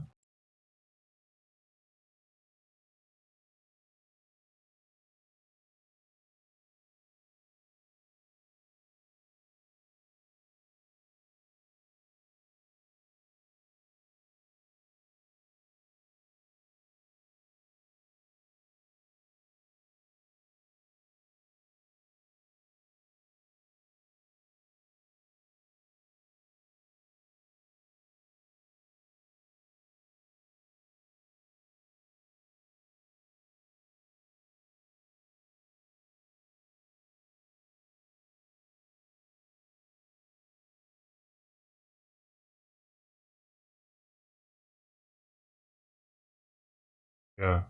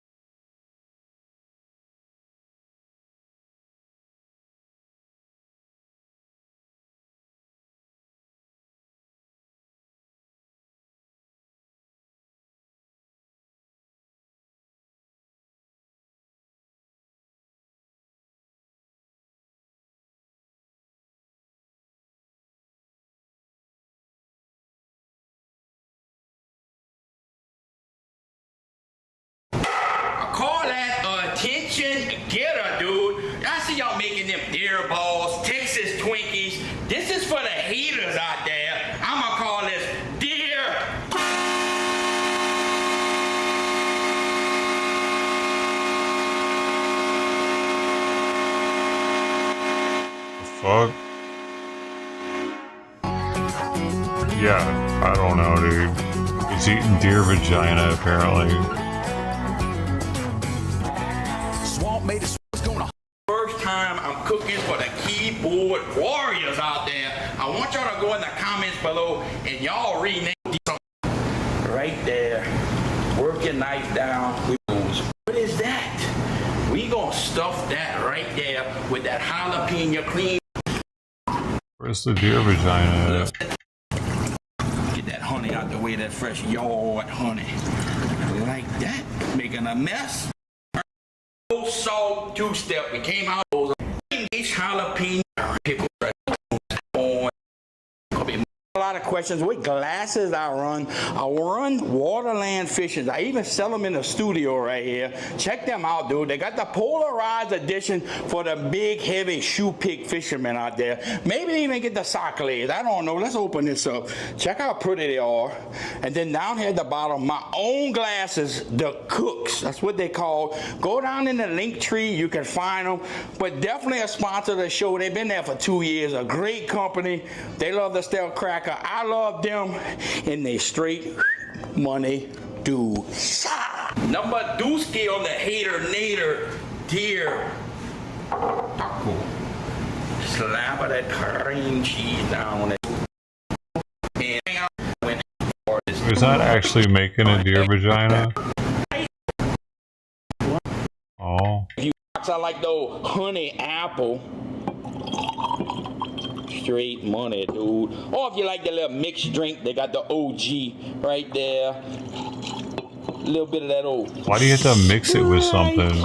But I guarantee, anyway. Why can't you just have whiskey, you fucking weirdo? Dude, want that bacon crisp? You gotta have his whiskey flavored. Check that out. Ooh, let me. We're running that. Check this out. Fry that bacon. Think about that shit on. Ooh, they don't flip on that one. How about cream cheese? This is the old fat cooler right here, dude. Check that out. Oh, that's what we with that extra cream cheese. Oh, we gotta put that on our cracker, dude. Let's give one a little slice and dice, if you know what I mean. Boom. Like butter. Check that out right there on the inside. But dude, tell me what that looks like really. Check that out. Oh, the juices are flowing. Look, the cream cheese. Mmm.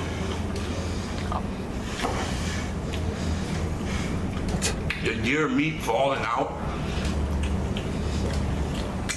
That's straight sausage bone. Go to our website. We got 17 different products. You don't even know we got out there. Great money, dude. Mama. And thanks for the haters. They make the world go round. I wonder why she stayed under there so long without coming back out.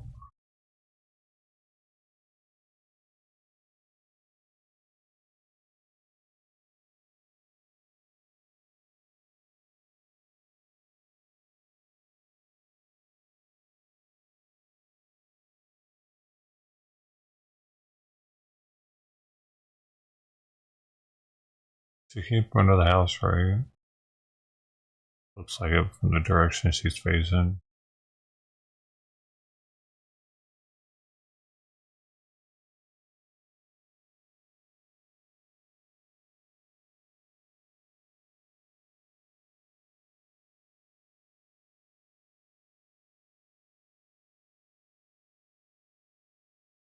Oh, maybe.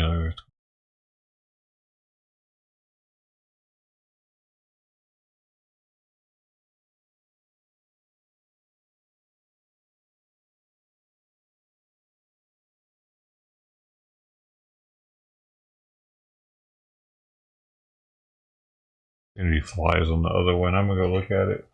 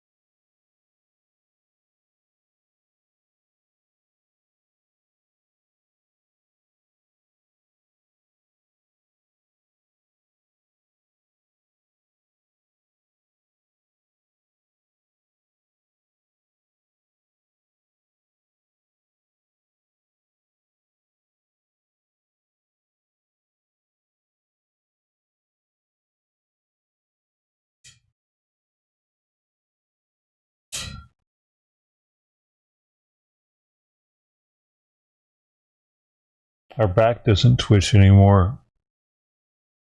Her back used to twitch, like she was kind of itchy or like something was bothering it. Like around her mid-back section. It'd be like get twitchy. It doesn't do that at all now. And it used to be purple. Her back hair used to be purple.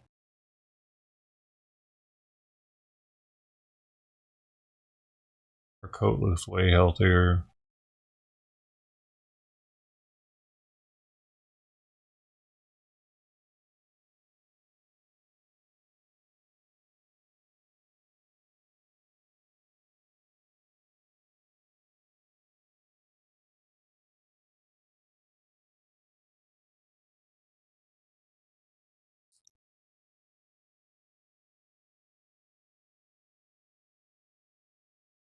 Oh, there was a nice stretch there.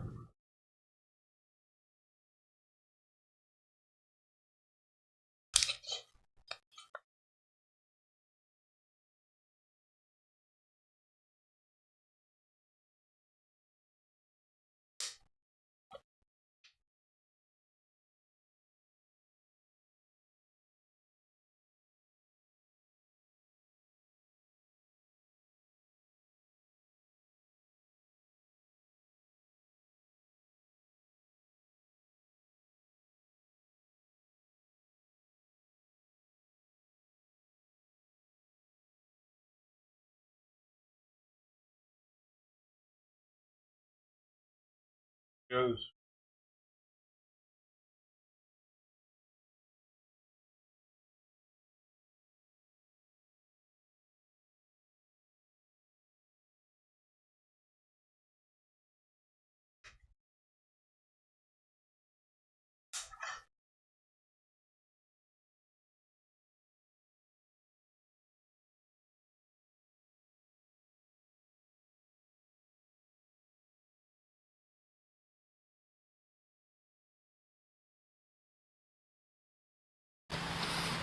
Hey everybody, this is James in Pockets Garage. I got such a huge response, which was so unexpected, on my video that I did yesterday. And I did not have an opinion either way on supposedly the ducks being killed or people's pets being taken and eaten. So I thought I'd come down to the infamous Snyder Park, where these animals reside. They don't migrate here, they are pets here, and they are a protected animal. They're so domesticated now that they're not afraid of humans, so they'll walk right up to you and want to get fed. And I haven't been down here in a while, but last time I was here, there could have been close to 100 ducks and probably dozens of geese. And I'm going to turn the camera around and show you what's left. So they're not disappearing in the way that people are claiming they are. Where'd they go? So anyways, I'm going to turn the camera around. We'll take a look.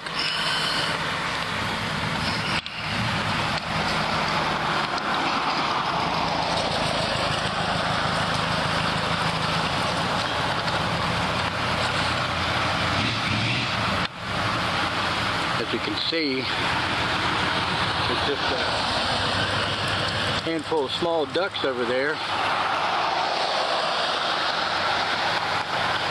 And there's an adult. But where are the rest? I mean, there was dozens down here. Where do they migrate? Live here? They don't migrate? So, I'm not claiming either way what's happening to them, but it is credible evidence that they're gone. So, saying that,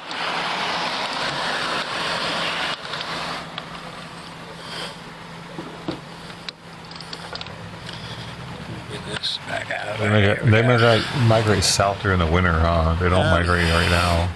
And I appreciate all the positive comments because I'm trying to read them all. I've never had a video have this much viewing. I'm a car channel, but I felt like because I live here, I needed to say something about what I experienced with the immigrants that are here. So, but anyways, because of such the huge response on this last video, I thought I should make a follow-up and take a look at the duck and geese problem personally. And there is something to this because they are not here. So I don't know. But anyways, I want to thank everybody. There's so much positive response on the comments. And like I said, I'm trying to read them all, but I've never had this many comments to try to read. And if I don't respond to you, it's not because I didn't read it. It's because I'm trying to do it as best I can, as fast as I can. But for a few of those who I've been called a snowflake, which is something I'm not. I've been called a liar over this video. I've been called a racist, and I don't know where they come up with the idea that they can call me a racist by the way my video was formatted, because I'm not, so I'm not even going to try to defend that because there ain't nothing to defend. So for that, I just want to say, and I'm going to probably do a couple more follow-ups on this.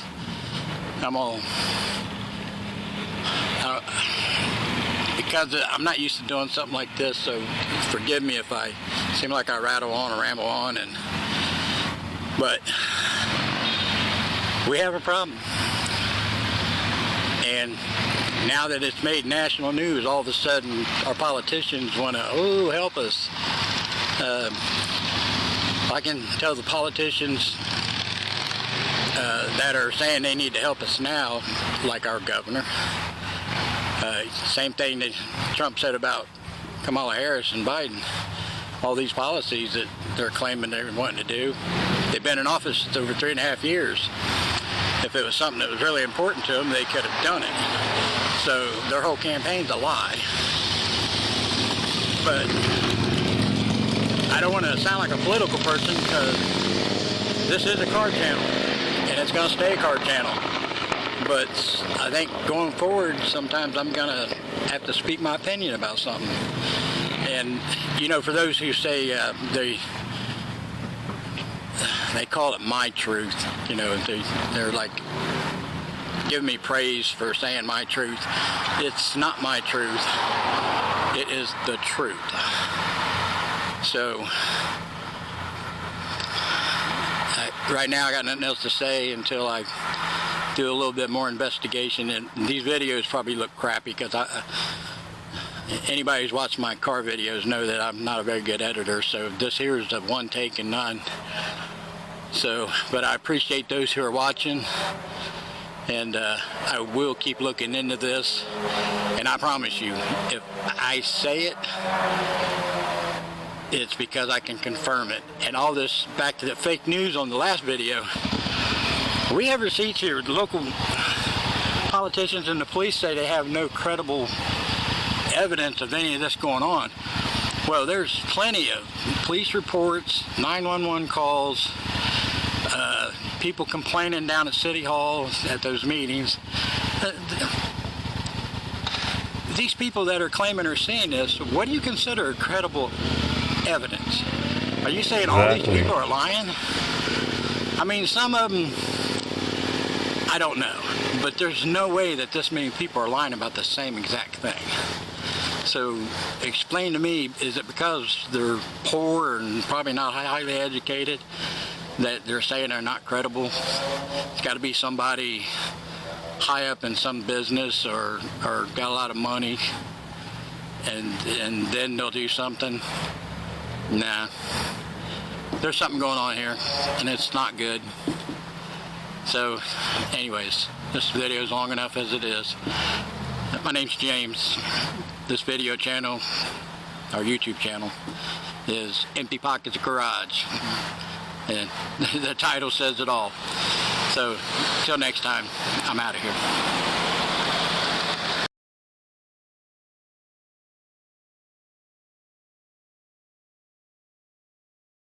Mm-hmm.